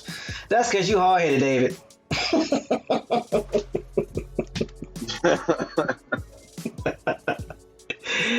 Hey, we ain't got nothing but love for you, bro. But again, when we read stuff, we have to pay attention to timelines. We have to pay attention to what's being said. We have to pay attention to the narrative. We have to pay attention to who's speaking and what is their intent when they're speaking. Because if someone keeps saying the same thing over and over and over and over and over and over and over again after you've already made your point, are they not listening to you? Did they not hear you? Or are they trying to create a narrative? Just something to think about. So, those are the colossal heads. All right. See, where do we go from here? Got the J face mask. Let's talk about that.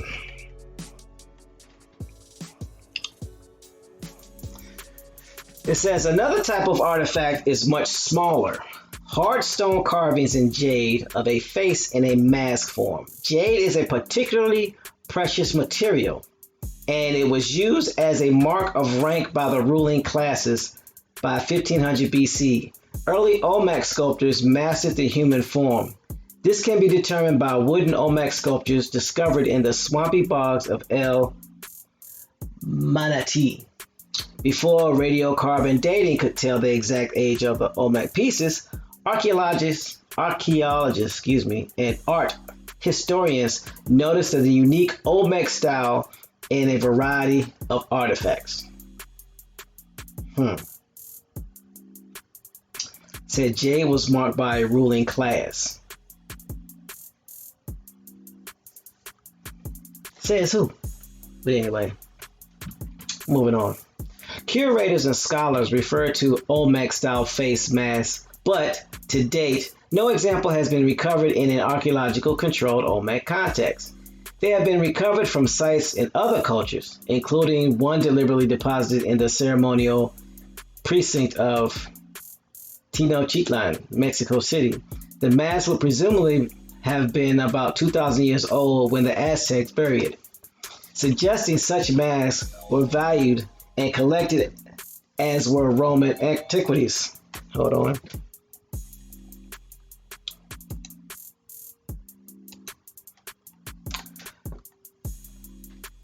And as were Roman antiquities in Europe. The Olmec style refers to a combination of deep-set eyes, nostrils, and strong, slightly asymmetrical mouth. The Olmec style also very distinctly combines facial features of both humans and jaguars. So how are you going to have an Olmec style, which was also discovered in the, Tenochtitlan, but then you're going to try to say it has nothing to do with Olmecs? But it's an Olmec style. So how would they copy an Olmec style that they didn't know it existed? I don't know. Maybe it's just me. Maybe I'm thinking too much. So the Olmecs believed that in the distant past, a race of were-jaguars was made between the union of the jaguar and the woman. One were-jaguar quality that can be found is a sharp cleft in the forehead of many supernatural beings in Olmec art. This sharp cleft is associated with the natural intended head of jaguars. Quick question. If they say that there were no known writings, right, to explain any of this, how are they surmising that the Olmec people had a fascination with were-jaguars? Who told them? Where did they get this information from? Anybody? They said there was no pre-Columbian literature on the Olmecs. So how are they getting this information that they're telling us? Just a thought. Kun's axe. It says coon's axe, also known as votive axes, are figures that represent were-jaguars and were apparently used for rituals. In most cases, the head is half the total volume of the figure. All coon's axes have flat nostrils and an open mouth. The name Coons comes from George Frederick Coons, an American mineralogist who described a figure in 1890. So we know where that term comes from. But the question is, how do they know what this represented? And how do they know it was used for rituals if there was no known pre-Columbian writings?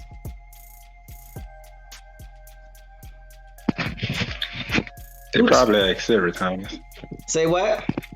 They probably asked Siri. They probably asked Siri? I don't think they asked Siri, bro. I don't think they asked Siri.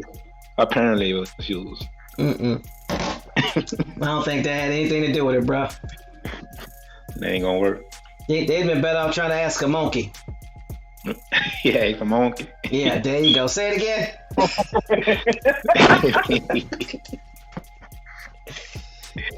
A monkey could have gave a better answer. That's right. So, I'm just saying, it is what it is.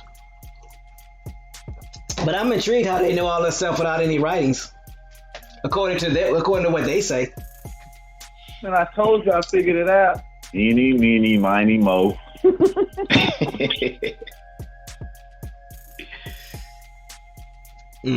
Just sad. Sad, say it fast. So, where are we at?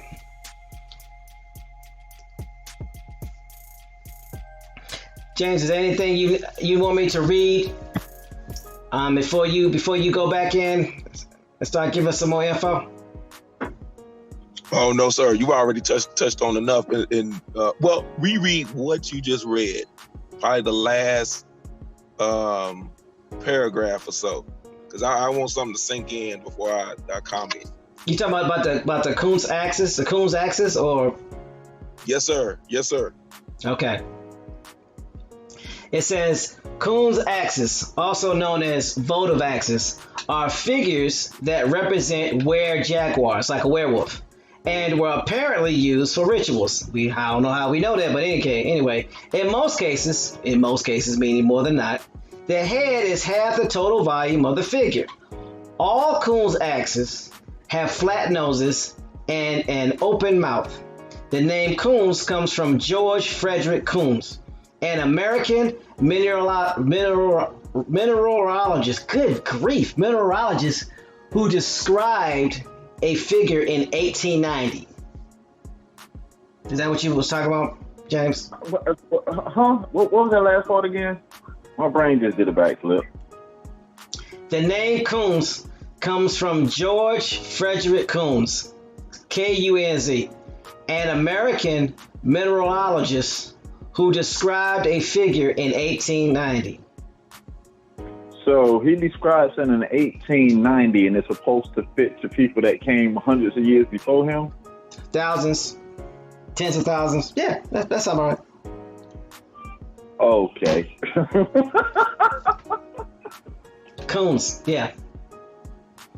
Because he said all those axes have flat noses and open mouths. So there should not be any undiscovered Coons pieces. There shouldn't be. All of them should have been discovered because he said all. All means all. That's all means. So if someone finds one and it's got its mouth closed, and he's a liar.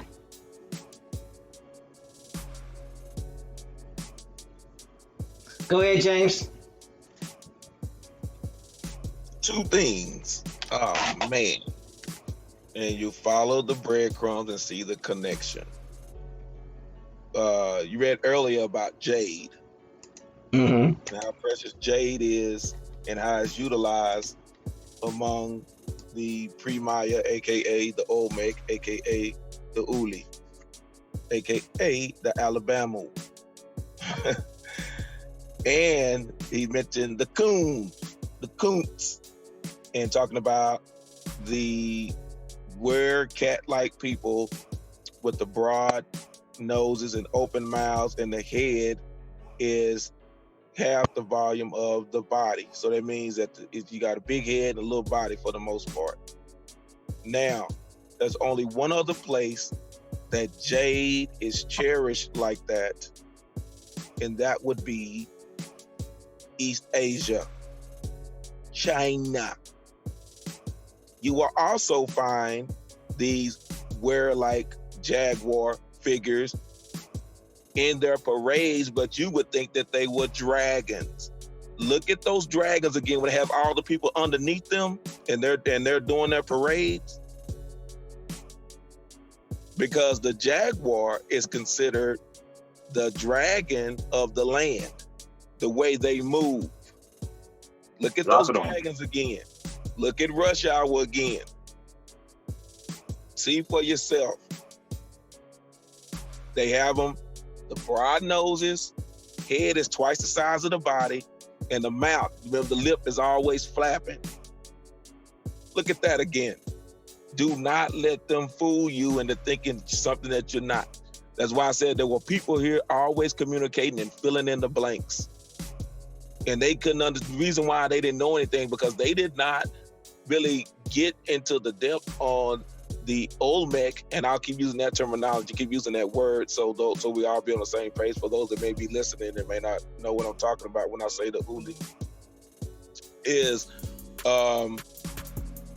They didn't discover anything until the mid 1800s when they started finding Olmec heads. Mid and late 1800s, they are still discovering things. But there were people there that could translate it. There's no other way in the world they'd be able to translate that stuff like they do. It is impossible. There were people there, the elders that were still there, that looked like us, that they call Afro-Mexicana or Afro-Mexicans or Afro-Mexica, that are still there. And they will continue to be there. And and Europeans will give you this, oh, they were runaway slaves. No, dude, no, we're not doing that. We're not doing that. Not when you see the people that are down there that look like that. And I still have relatives down there, and I can show you. And you all have seen some of the photos of my relatives that are still down there. They look just like the people that are on the temples. If they came to the Americas and never said a word, you would never pick up on their accent. You would never know that most of them don't speak English. You wouldn't know that at all. Just looking at them, they would blend in with everybody else that we call African Americans in North America today. But look at that again, dealing with the jade. And I'm glad Brother Kerry Oliman is in the house, because I'm going to have to get you to say monkey again in a little bit, because we're going to talk about those monkey. We're going to talk about those monkey. I'll yield the mic. Go ahead. I'll yield the mic. I'm off the mic.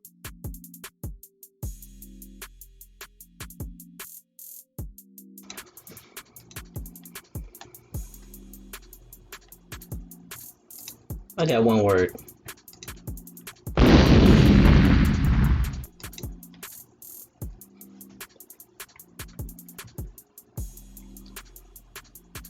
Dragons, jaguars, jade. What's the commonality? I'll wait.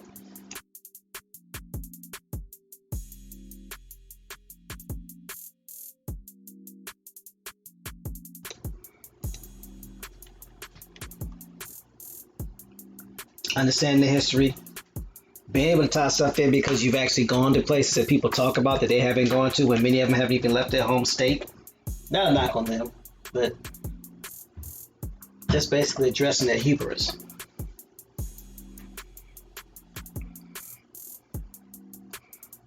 How you gonna tell me about the places you ain't never been? How you gonna tell me about the people that you've never talked to? And say it with such exact distinction as if I'm supposed to believe you, and then when I ask you a question, you got an issue. Oh, Pam, I said jaguars and jade. What do they have in common? China and America. That's basically what the question was. Again, the yang, the yang, the yi, the ji, that came from the Balam in South Central America. That's the tie. Like James says, don't let the smooth taste fool you. People that will only tell you, or they can only go back so far because the tribe that they're connected to can only go back so far. They can't tell you how things were done. They can just tell you what happened at a certain time period, and then it just disappears, and they have to go off of what somebody else told them because they were adopted in, or they were brought in, or they was taken in. But we'll cover more about that later, so you'll see exactly how all that happened. So, again, getting into the linguistics of the matter. Who you are. What did your people call themselves? And here's the thing I will say. If you know the original language of your people, or the original name of what they called you, and you choose to use a pet name, that's fine. But don't act like the original name didn't exist. That's all I'm saying. Because you have the right to self-identify. You know, according to the census, you can self-identify as a toaster if you want to. You can self-identify as a car. But just because you stand in the garage, don't make you a car. You could drink gasoline. It's not going to make you a car. By the way, don't do that. But, you know, at the end of the day, you're going to eventually have to prove who you say you are. What you need to ask yourself is, what legal standing on this landmass the identity that you're self-proclaiming has? That's the first thing you have to ask yourself. True indeed, you can claim to be anything you want. But the things that you claim, and do they have any legal status or protection on this landmass? Come on, now.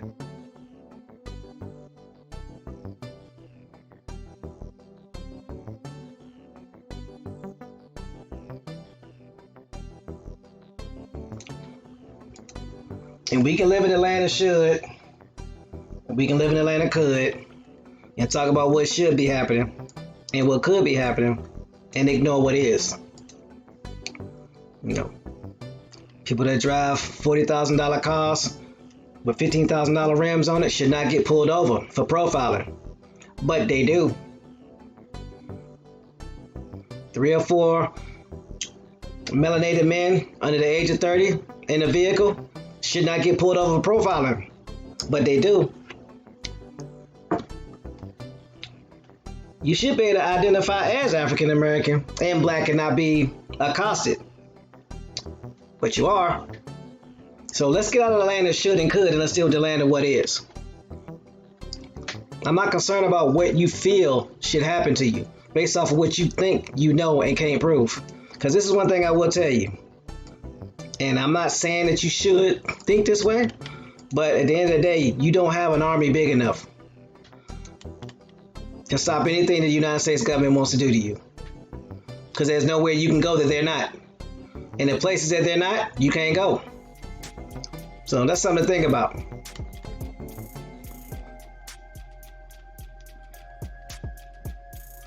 So James, you ready to hit him with some more?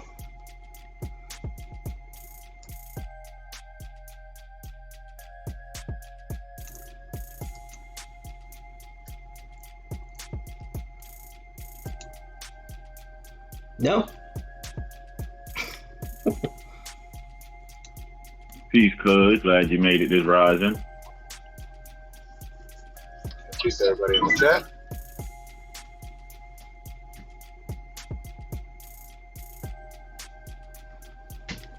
So,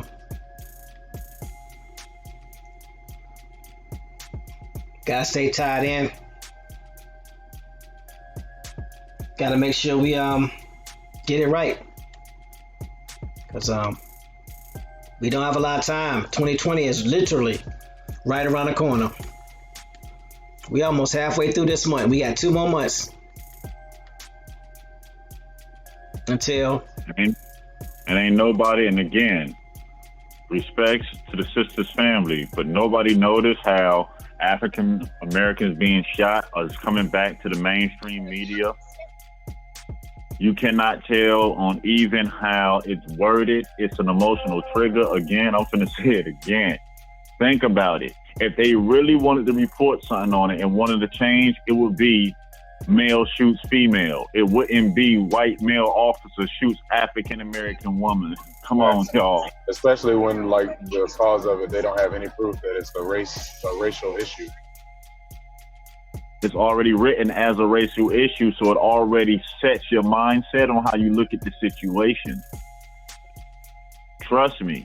Stories that make headline news, stories that make the headline news that get reported on at the end of the day are handpicked for reasons.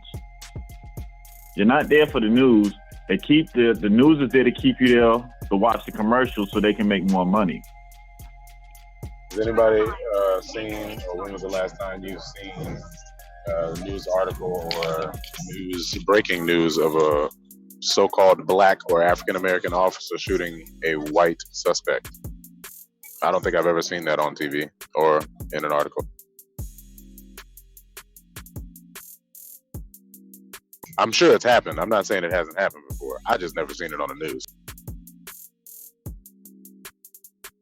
Oh, yeah, you know that happens. Listen, crimes are by proxy. And what I mean by that is this. If you have a lot of melanated or misidentified so-called African Americans in one community, lack of resources, well, it's going to be so-called black-on-black crime. If you have a whole bunch of Europeans living in the poor community, lack of resources, it's going to be a whole bunch of white-on-white crime. It's not like people are leaving their house like, oh, I'm black, let me go see what black people I'm going to rob today. No, people are robbing who they live around, who's in proximity to them. It has always been a misnomer. This emotion, this hate, you have to be careful to realize when somebody's pulling your trigger, when somebody's trying to put keywords, there's particular keywords that's in music and on radio to get you to act emotional. They know that we backed away from the system. They know that this whole political thing that we realize ain't no candidate in there for us. And until we get one in there, we should sit on our vote locally and everything until you get the people that you want in there. So what they have to do, so what they finna do right now is we finna get bombarded with a whole bunch of emotional stuff. Don't worry, they finna start showing stuff, people doing stuff to our children and all this relatives to get us emotional because they need us back into the system. 30% of us swinging any way in this country, it's a landslide election for anybody. Again, 30% of us swinging any direction for anybody is a landslide. Don't let them fool you. Look at them numbers, aka them numbers. Yo. I'm glad you said that because I was trying to interject with we the trigger and they pulling you. They pulling us. So don't get caught up in that situation. My bad, gotta go. No, you're right. Because what does all that tie into anyway? It ties into the census. Let my African American vote count, or my black vote count. And again, if you pay attention, to the census. Why is it that African American is right next to African on the same line? And then those sub boxes, you get to pick which African house that you part of. So you got black, African American, and then African, and then on a separate, and then a box to the side, you pick which house of Africa that you're part of. So what are they saying?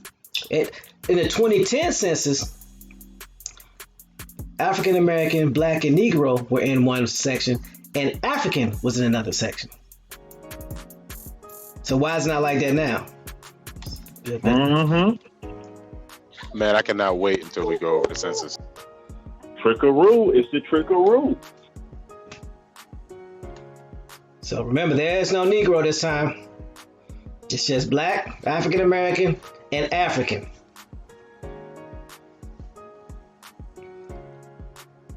Due Division says a house of cons. So if you self-identify as an immigrant, again, self-identify as an immigrant, what you think gonna happen? Remember they took Negro off, correct? The Negro is not gonna be a choice. You can write it in, I guess, you know. Yeah, but why would you do that? I mean, you can if that's what you want to identify as, but there is no money in Negro anymore.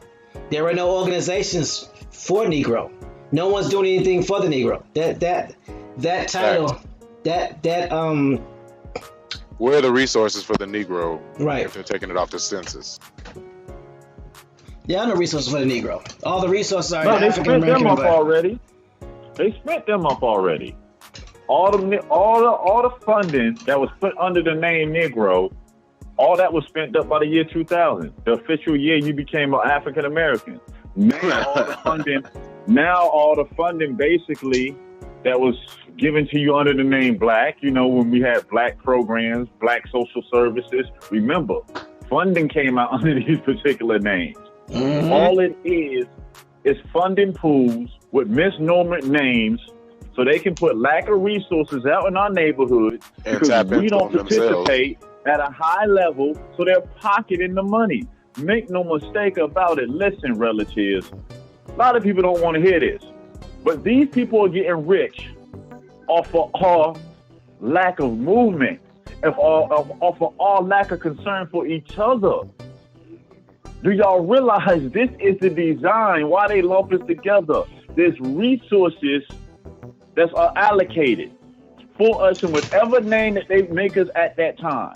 The more of us they disfranchise in that name, that's the more money that's in the pot for them. It's a game, a revolving door, a never-ending cycle of funding for them, and we're suffering for it. Do a Google search of all of the. Matter of fact, let me do this. You use Google? Yeah, I use Google. If you got and if you have an Android, you use Google too.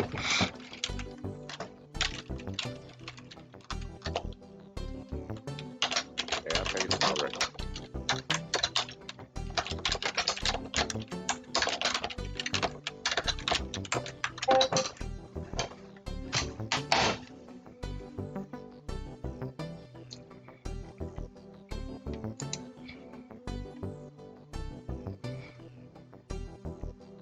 Or identify, simply identity. Who are you? Legally, who are you? If I had to collect some money in this country, what is the name of the person where that money be picked up in? Legally.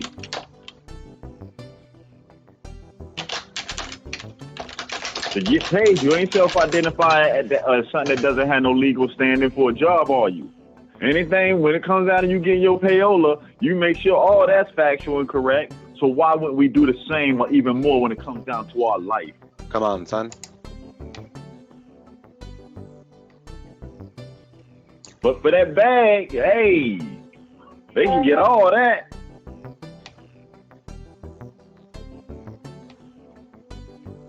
I was trying to do a search on how many nonprofits that are labeled African American.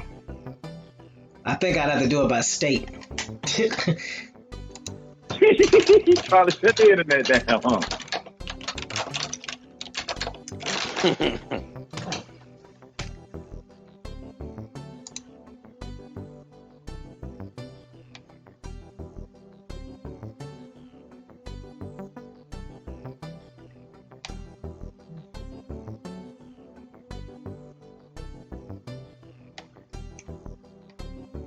Yes, not giving me a comprehensive number. Hold on, let me see what the census says.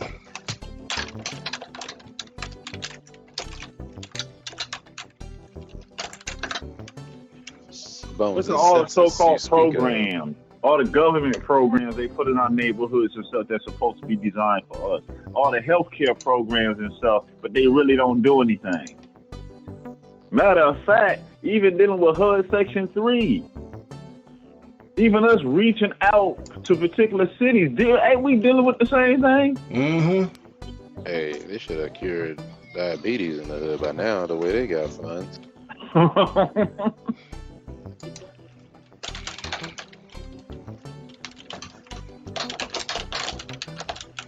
And it ain't no some use them or lose them. It's use them and it grows. The budget is bigger next year. We used all these funds. We need more. And that's how it works. But everybody keeps talking about the straw man, claim the straw man. Let me tell y'all something, relatives. The African American is the straw man. Wake up. Oh, man. It's the fake entity that was created on paper to receive funds for services for you. The African American is the straw man. Before the African American, the so-called black man, a black woman was the straw man for you. Before that, the so-called Negro, the colored person. It's any identity that's created for you that's not you, because they collect resources under this. And guess what? How you gonna argue and fight about the mismanaged resources that's given to you in a name that's not even your name? Yeah, you messy, Bones. You starting something. Yeah, Bones, don't they do that for all the races? Forever, right? We ain't the only ones that's been switched up like this. Can't be. No, we're not the only ones. No. Don't make no mistake about that. Yeah, everybody get this work. Yeah, but our name is a name that gets changed up the most. He ain't listening. Yeah, we got the biggest check that get put out in false identities every year. Yeah, the Chinese have been labeled Chinese since what, 1860? Since 1860, yep. We didn't have 3 names. Mm-hmm. We'd have been relabeled 3 times since the 1860s.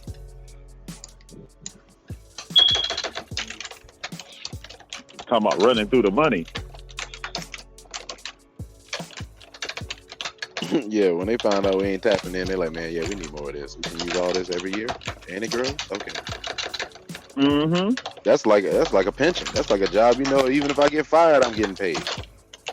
So let me mess it up anyway. I ain't doing right. No, all they're gonna do is sound like a politician. Trying to create programs, incarceration programs for you. Get out the way. Either way, they're collecting money for you. Either way, like I told people, no disrespect to working a job, because in the society we live in, we must take care of your own. But the way it's designed, you're either an indentured servant or a slave. You're either going to work voluntarily, 9 to 5, and pay taxes, or you're not going to do it, get outside of the system, get locked up, and still get sent to work as a slave. Either way, it's going down. Until people realize that the color of your skin has nothing to do with that part of it. Everybody's a slave. It's just where you rank in that system of slavery. That's it. How high? You a slave with some say-so, or you a slave with no say-so? You a slave with some benefits or no benefits? You doing it voluntarily, or they wake you up 5:30 in the morning, get out here in his yard? AKA house naga or field naga. I'm just saying. Mm-hmm.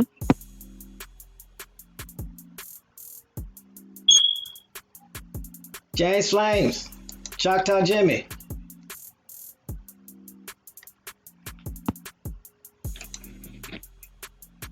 They're still not providing me with that info, y'all, as far as how many nonprofit organizations have the title of African American in them. I know what I'm going to have to do. I'm going to have to go onto the site, the website, where you look up entities and type in African American and see how many come up. So, let me do that. Just think about it. Did they send a petition through the neighborhoods and ask our ancestors that they want an NAACP? Or did a couple of people get together and decide to form a group for the national advancement of colored people, and they were collecting money for the national advancement of colored people? But if you're collecting money for that, how in the world we went backwards instead of forward? And how is it that you could set up nonprofit organizations or organizations with those titles, but you better not dare set it up for we're using the Indian title? What happens to the United Negro College Fund now? Negroes don't exist no more.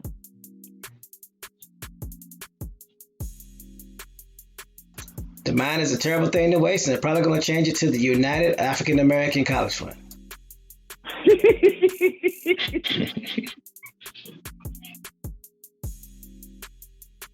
I mean, just like that. Just like how they did Florida and Louisiana. You're going to go to sleep. It's a Negro. Wake up tomorrow, African American. You start asking people, how you doing in your transition? That's going to be a thing in our community. It's like, how'd you feel when you switched over that last time?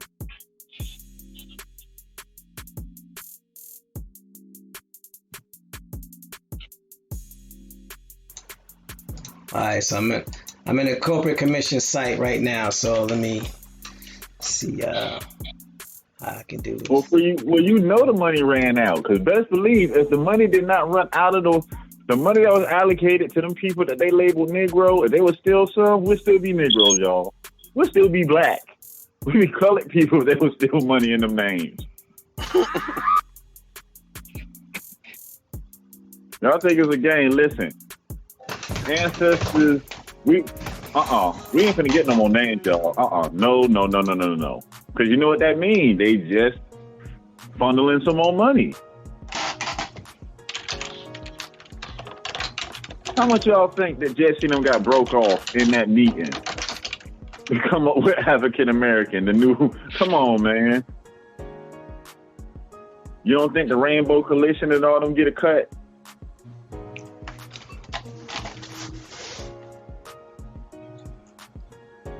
Ain't they always popping up at all these public events speaking for people? Ain't that social service? Last I checked, no sellout, carry, TMAs. Aren't there grants for social services and helping your community and stuff? Yeah, they are. Mm-hmm. So basically, people who look like us tapping into funding for us that's supposed to be used for us, but just using it how they feel fit. Give you a little speech, raise your hand, do a little jig, drop that beat, and everything's supposed to be cool. That's how they play on our emotions.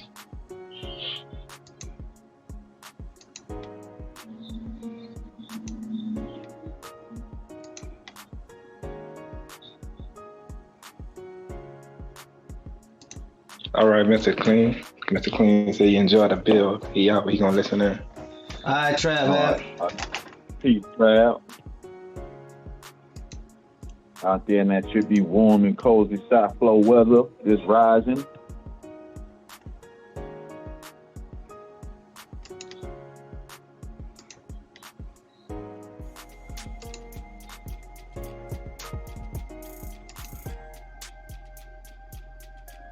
It's kind of interesting because yesterday I got the chance to be in the Roland Martin show live chat yesterday. Mm-hmm.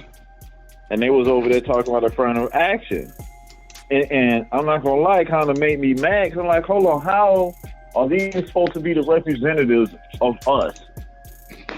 The smartest of us, the wisest of us, but don't know more white women benefited from affirmative action than any people of color ever in history. Mm-hmm.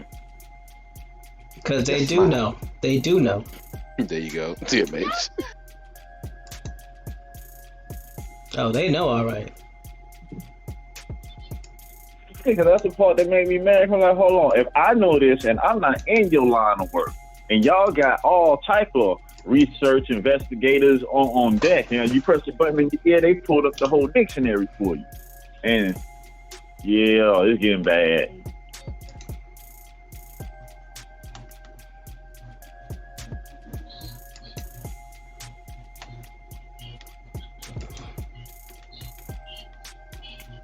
You said they paid what's it, Mr. TJ said they paid OU $50 million to try to look for mass graves in Greenville, Oklahoma University. I tell you, that's the next thing I'm researching, how to get a genealogy society branch attached to a Continence Assembly. Yeah. So we can start getting funding for archaeological digs and findings and start going out to areas and getting surveying and stuff. Because at the end of the day, if you're going to sit back and you're going to let people that don't look like you keep telling the story, you might as well not even say a word when they tell you this is your history, this is your life. You might as well accept it. We live in a day and time to where we can do something about this. Matter of fact, we know for a fact that there's members of this community that have degrees in this line of work.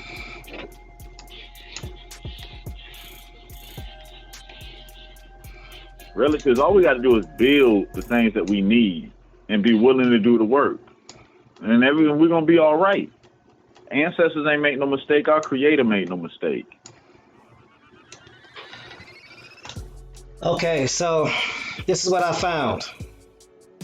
Now, all I did was type in. Y'all can do this at y'all houses, at y'all place of residence, at the state that you live in. All I did was type in.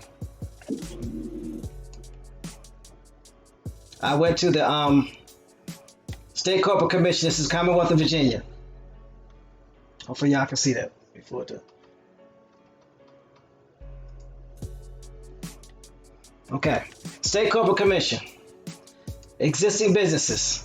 Okay, so I typed in African American. Said contains. There are 137 entries in Virginia alone, and this is just LLCs. Some are purged, some are canceled.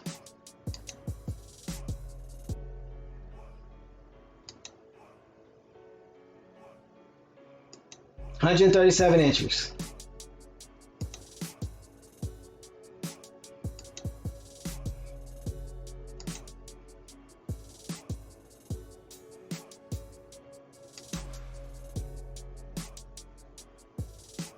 And these are just LLCs. We're not talking about C Corps. We're not talking about S Corps. We're not talking about private foundations. We're just talking about just your regular LLCs. 137 entries. Just in that area. Yeah, in Virginia. Do they realize there would never be no so-called reparations for the African American because the African American isn't real? It's a construct for them to collect money. Not you, them. See something. So put in Negro and see what we get.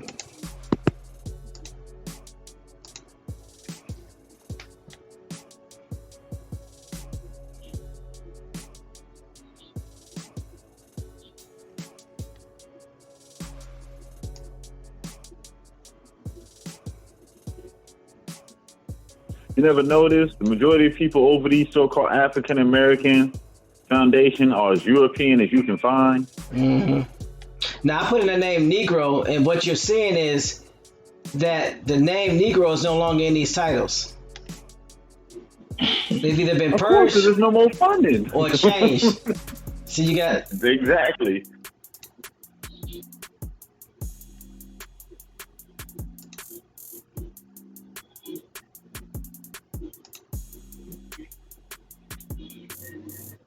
children's playground for the Negro children. When was this set up? Let's see, why can't I look it up? Dang, it went crazy with the Negro. No, it's purged. That's 551 entries. Well, yeah, because that's at the time. That was at the time that money was being released in that name through Right. government service. So, I mean, these groups were dealing with, in their bylaws or something that had the word Negro in it, or they were looking to help Negroes. El Gato Negro LLC.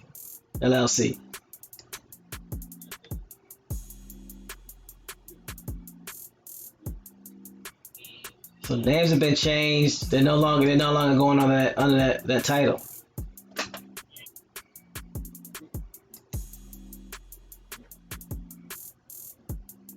David Carter said Negro land in Africa. They thought we would stay in that mindset.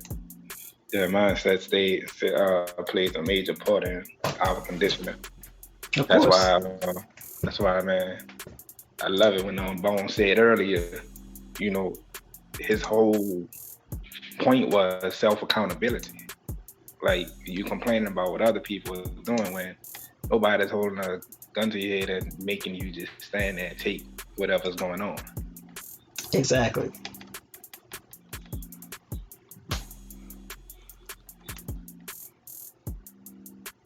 Yeah, the birth date of African American was 1988. But remember, relatives, it did not apply to you until the year 2000. The first time African Americans showed up on the census was the year 2000. Where does your race and ethnicity matter? Not on your SATs.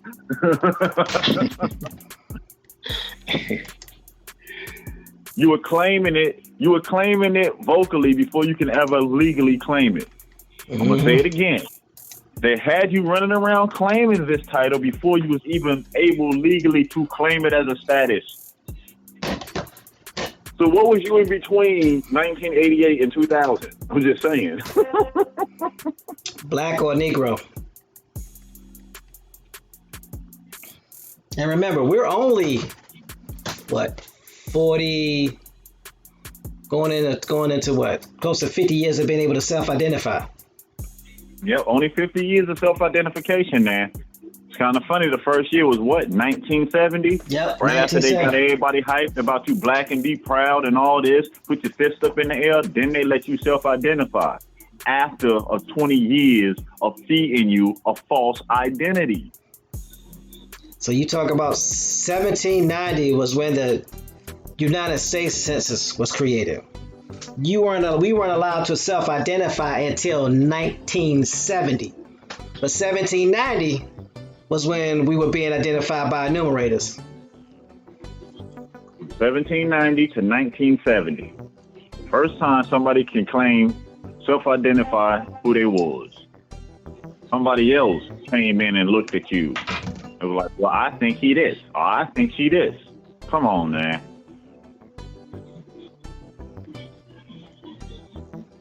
So who I am is up for somebody else's interpretation? Where that work at?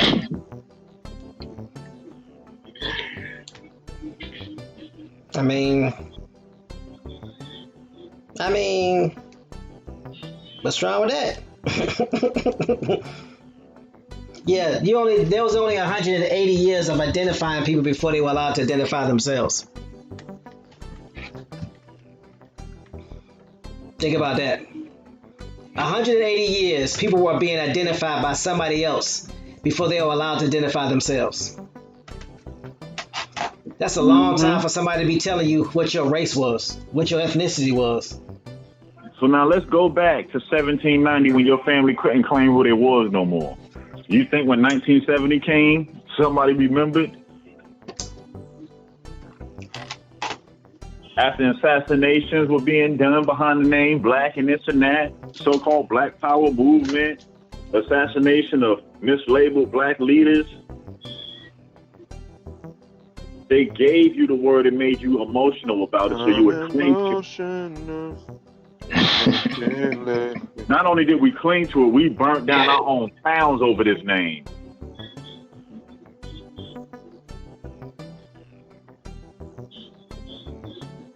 How many riots in the history of America were done under the name black?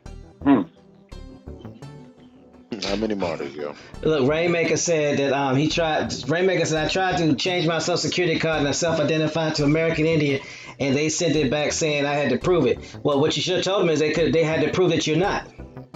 Mm-hmm. Put it right back on them. Prove that I'm not. Because the burden of proof is not on you. The burden of proof is on them. That's the Social Security Administration. They don't do ethnicity.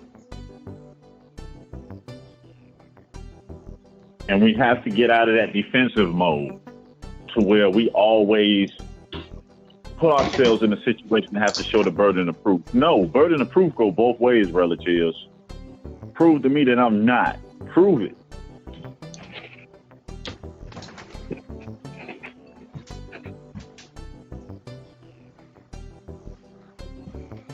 So, all right. James Flame, is there anything that you want to share with the people before we get on up out of here, sir?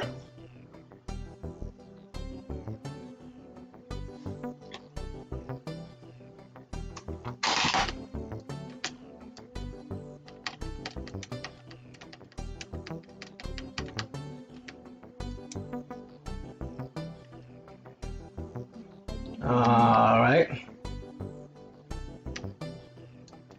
No worries.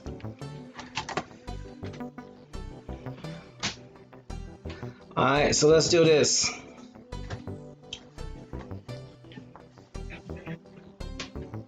How about we do this? K-Bay, go ahead and give your salutations to the good people before we head on up out of here.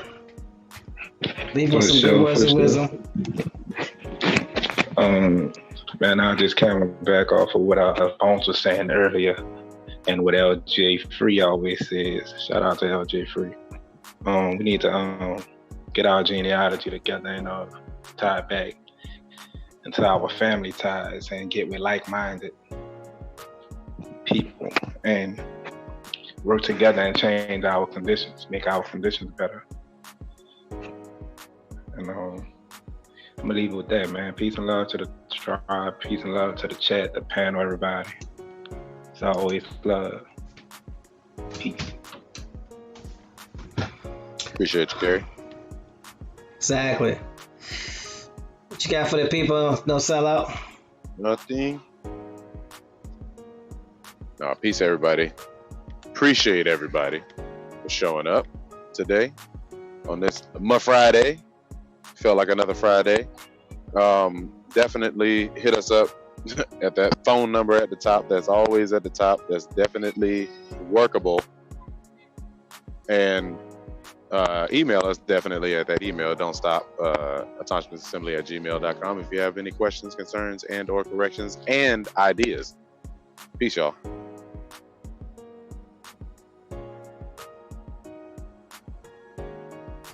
All right. Cool beans. James Flames, Choctaw Jimmy, Do the Vision. You got anything you want to say to the people as we bid them adieu? Man, it's been another great one. I appreciate everyone in the chat. For those I didn't get an opportunity to speak with. Again, the best chat in the cosmos. To the panelists, my main man, Holy Mind, Brother Kerry Bay. I'm glad you're in the house, Brother Kerry. Good to see you up in here. Brother Thomas, glad you're able to make it and you unmute yourself. Brother No Sellout, man, once again, I tell y'all better watch Brother No Sellout. Y'all been sleeping on him. I tell you, man. He's the silent enforcer about it. Y'all better watch out. Brother Cobb, I know all about you, Cobb. You're trying to get people to not mark African American on the census, Cobb. I know what you do, Cobb. I'm watching you. I watch your show. I listen to your show, but I don't listen to your show. So unmute yourself. Talk to me. I hope that everyone is continuing to do their research and finding out who they are and tying back to who they are. And don't let these people fool you when you keep reading and they talk about that they can't, they don't know anyone that knows the language. They have no script. They had these civilizations that mysteriously disappeared at all these different times. That's to erase you out of history, because they're gonna have to explain why millions of people are over here that look like you and me, but they can't find these thousands upon 10,000s upon 100,000s of slave ships that brought these 20 to 100 million people over here. So that they have to find a way to clean it up and wipe you out. Second part of it, that is, they look at you and say there's no way that they could have been that intelligent. That is impossible for them to have been that intelligent. Oh, I'm gonna give you a nugget. The headgear that the Ulli had on was not warrior gear. It was gear to play the match. Those rubber balls were super thick and hard. So can you imagine getting kicked in the face or kicked in the head with that? Those were helmets. And if you look at those helmets, those are the same style, similar style of helmets that they used when they came up with football, American football. Look at those earlier helmets. Stop letting them fool you. No one was cutting anybody's heads off and sacrificing and all this stuff that they talk about. None of that was going on. You know why? They're not finding any other skulls. When they're finding skulls, they are attached to bodies still. It was a place to set up. This was a ground. That was the same thing they said about football or soccer. It is a battleground. They wasn't killing each other. So when they find these balls, you find the statues, the stone balls all over Mesoamerica. Those were places where they played the game, equivalent to stadiums today. So don't let them fool you. Tomorrow, they were cannibals. They were cutting each other's head off and eat. That's a lie from the pits of the HW hockey sticks. And again, the connection with us to China, follow the breadcrumbs, started here. And they're going to say, no, it didn't. It came from China over there. I'm going to give you a prime example. The were-jaguar, or the AKA dragon, where we talk about Drago and Dracula. Remember his fangs? I'm going to give you the magic word, and I'll type it in the back chat. Look up Taklak. Taklak look like us, is us, and we still do the same thing today. He's got the gold fangs hanging from his teeth.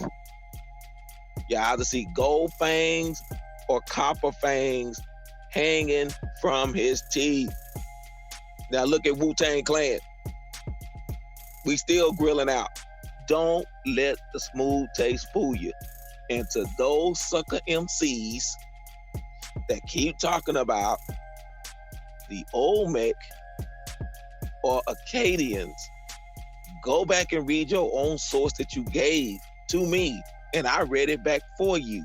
It said the Acadians came in the land that was formerly settled by the Olmec. Man, reading for comprehension, as Brother Thomas said, it is fundamental. It said formerly settled by the Olmec. Tells you the Acadians are not the Olmec. So stop the nonsense. Quit saying that Olmecs are the Black Dutch, which is, again, another lie from the pits of HW hockey sticks. Stop trying to make things fit your narrative. Oh, Brother Kerry, you still in here, man? You still in here, holy man? I need you to say monkey one time for me. Tell him monkey. Peace, Brother John. What you need me to say? I need you to say monkey. Monkey. Now y'all hear that? Monkey. Now you're gonna look up the monkey. You're gonna spell it MANGUE. And the connection with them and the people that are down there, the language that is spoken down there is monkey. And you're gonna find a connection, because if you monkey in Virginia, you're gonna trace yourself back to the monkey speaking people in Mesoamerica. Thank you, Issa, being the love boat, taking people all over the world with the rubber on the bottom of the ships. Now tell me again, how all these slave ships coming over here from Europe, when again, you put salt water on wood and watch it disintegrate in front of you.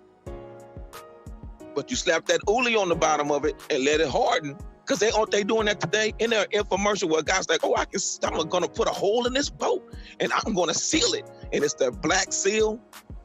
Isn't that the same material that you see them, the scuba divers wearing, and all them on Baywatch, all them little slick, the black suits when you get to the Navy SEAL and all them? Where do you think they got that from? Yep. I'm sorry, go ahead, brother, go ahead. No, the Flex Seal rubber, yeah, correct. Where do you think they got that from? See, I'm not going to tell you the oldest bones here and they found an earlobe there. I'm not going to do that. It's going to trace you back to who you are, knowing the language and what they did and the customs of what they did. Don't let them fool you. Please do not let them fool you.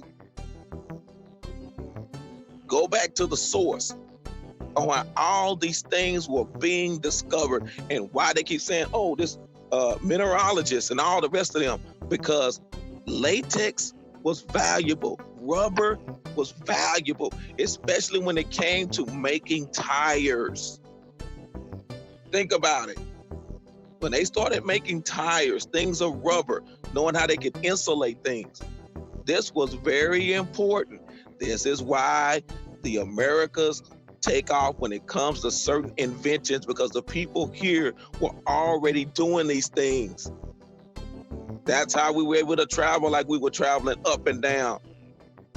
Come on, son. You cannot get on ships like that without some type of ceiling or some type of covering to keep those ships, the wooden ships, intact. The British didn't take over until they came up with the iron side bottoms.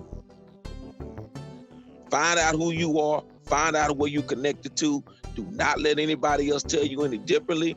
And the battle is still on, because again, you gotta clean house before you start dealing with your neighborhood and start dealing with your enemies and your frenemies.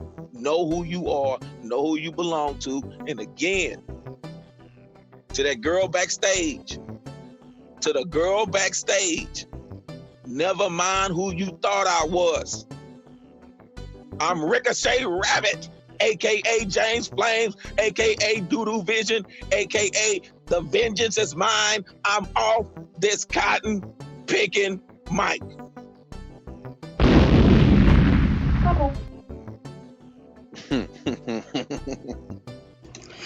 Watch my videos. Bones, can you hand me another mic? Because I am not touching that one. Not doing it. Not doing it.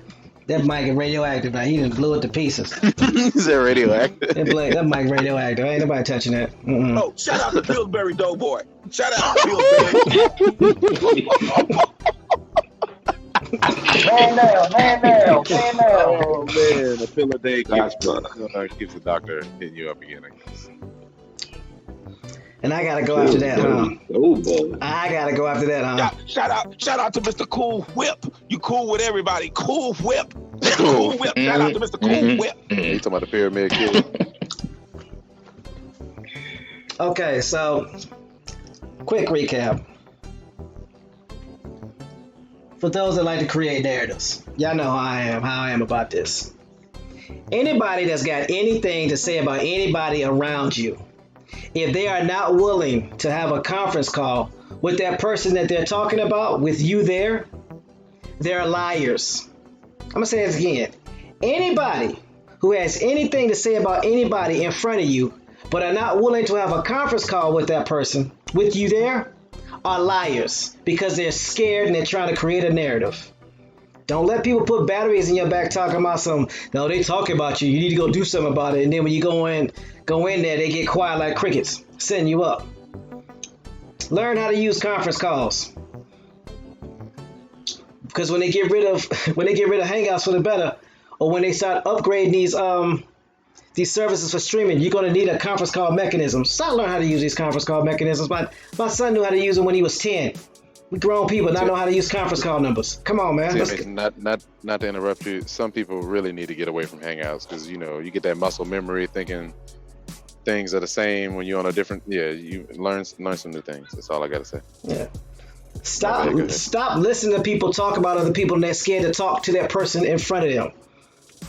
This old. I'm gonna be nice. What's the best way to put it? There are a new generation of beings being created. They're not men, and to compare them to women would be insulting, and to compare them with anybody would be insulting. So they are a whole new species of soft people. They deserve their own category. I mean, since we can self-identify, we're just gonna call you the scared ones. You're scared to talk to people that you talk about. You're scared to do conference calls with people that you talk about. When you get the opportunity to get on a conference call, now you act like the number don't work. Scared softies. That's what I'm gonna start calling y'all people, because y'all scared of everything. Scared of your own shadows. You're scared to go talk to tribes. You're scared to go talk to people in your own neighborhood. You're scared to get on a call, but then you want to call somebody personally. How you insult somebody as a group, but then call people privately? Scared softies. I'm just saying. Stop it. It's not a game. Now that I got that out the way. Shout out and peace to the new subscribers. We definitely appreciate you. Hope you're able to get some information that's going to help you get closer to find out who you are as a tribe, as a house, as a clan, as a member of any ethnicity. Not to be confused with a race, because they're not the same. Even though they say they're similar, but they're not the same. Shout out to the Octagonist Assembly Silent Majority. We appreciate you. We appreciate the work that you do for your community and your relatives and your tribes, your clans, and all groups of ethnicities that you choose to associate yourself with. Keep doing what you do. And to the best chat on earth, y'all know what it is. Y'all are smart enough to know that when they show depictions of Mayans playing with the rubber balls but they're barefooted, that's stupid. You got enough sense to make a rubber ball, but you don't have enough sense to put shoes on your feet? Come on now. Whenever they have depictions of these Mongolized Mayans playing, notice that they're always barefoot. They never put them on shoes. Why do you think that they do that? They're trying to create a narrative. We got to be smarter than that. Something to think about. David Corey says, calm down. Man, look, it's time for the calmness to be over. We don't have time to be playing with people. You know, the line of demarcation has been drawn. Scammers and gatekeepers on one side and truth seekers on the other. If you about the truth and you about getting on code and about being right, holler at me. If you ain't, stay where you at. At the end of the day, we got work to do. We got tribes to help. We have people to help. We have societies to help rebuild. We have organizations to help. We got countries to help. This is not a game. So hopefully y'all understand what we're about, helping people get back to their tribe. And just know this, if you don't know who you are, anybody can tell you who you are. But once you know who you are, nobody can tell you who you are, and they sure enough can't tell you who you are not. So, just remember that. We are Ulli. We are the Mayan culture. We are Itzu. We are Issa. And just know, we are. Playtime is over. Get out the way or get ran over. And with that, I relinquish the mic to Bones H. McCoy, old boy. Take it out. Take us out of here, boss. And do what you do. I relinquish the mic. I'd like to thank the panel for the great work that they do every Rising. Another great Rising show. Appreciate that. I'd like to thank the chat, the ones that are active every Rising. Keep coming with the questions to make sure that we keep it honest and transparent. Also the ones that's in the background are just listening to take the information and use it and pass it on to others to use. And we're going to leave out with this. When it comes to the truth, there should be no substitutes. Again, when it comes to the truth, there should be no substitutes. And it shouldn't be comfortable that doing this research, our job is to get it right, not be right. And by no means, when we're bringing the stories to the forefront, is it meant to be disrespectful or hurtful. There's more hurt done when you come across the truth and you allow the lies to stay in the forefront.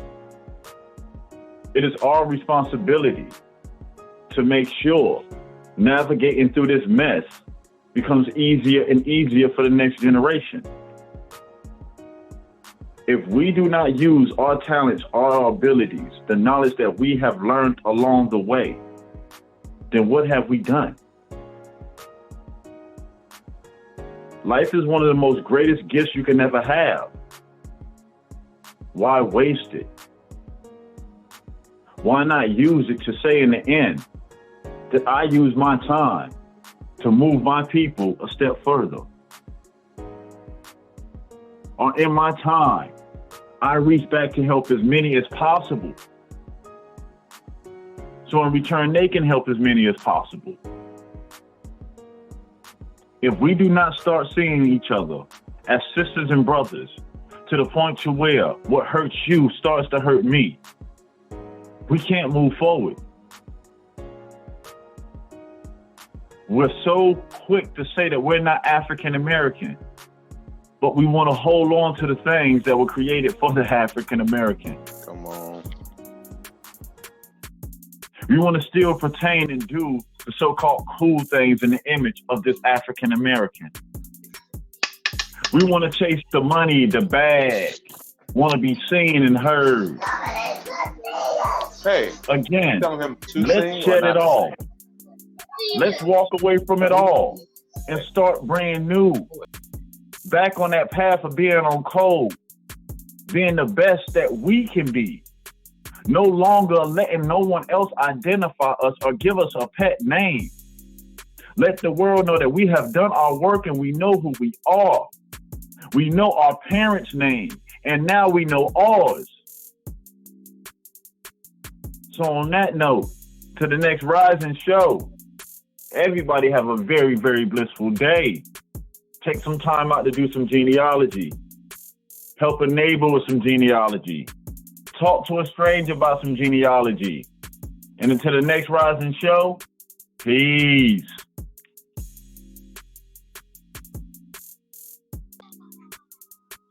Peace, y'all. Shout out to Joe Jackson and that smallpox casting couch. Peace, y'all.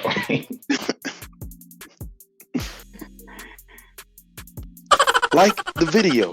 Thumb up the video.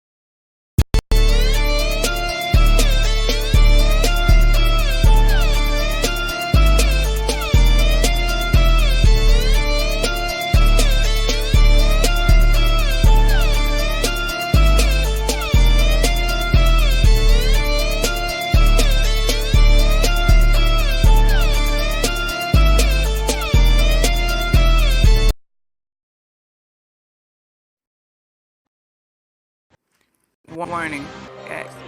Shovels, boots, required.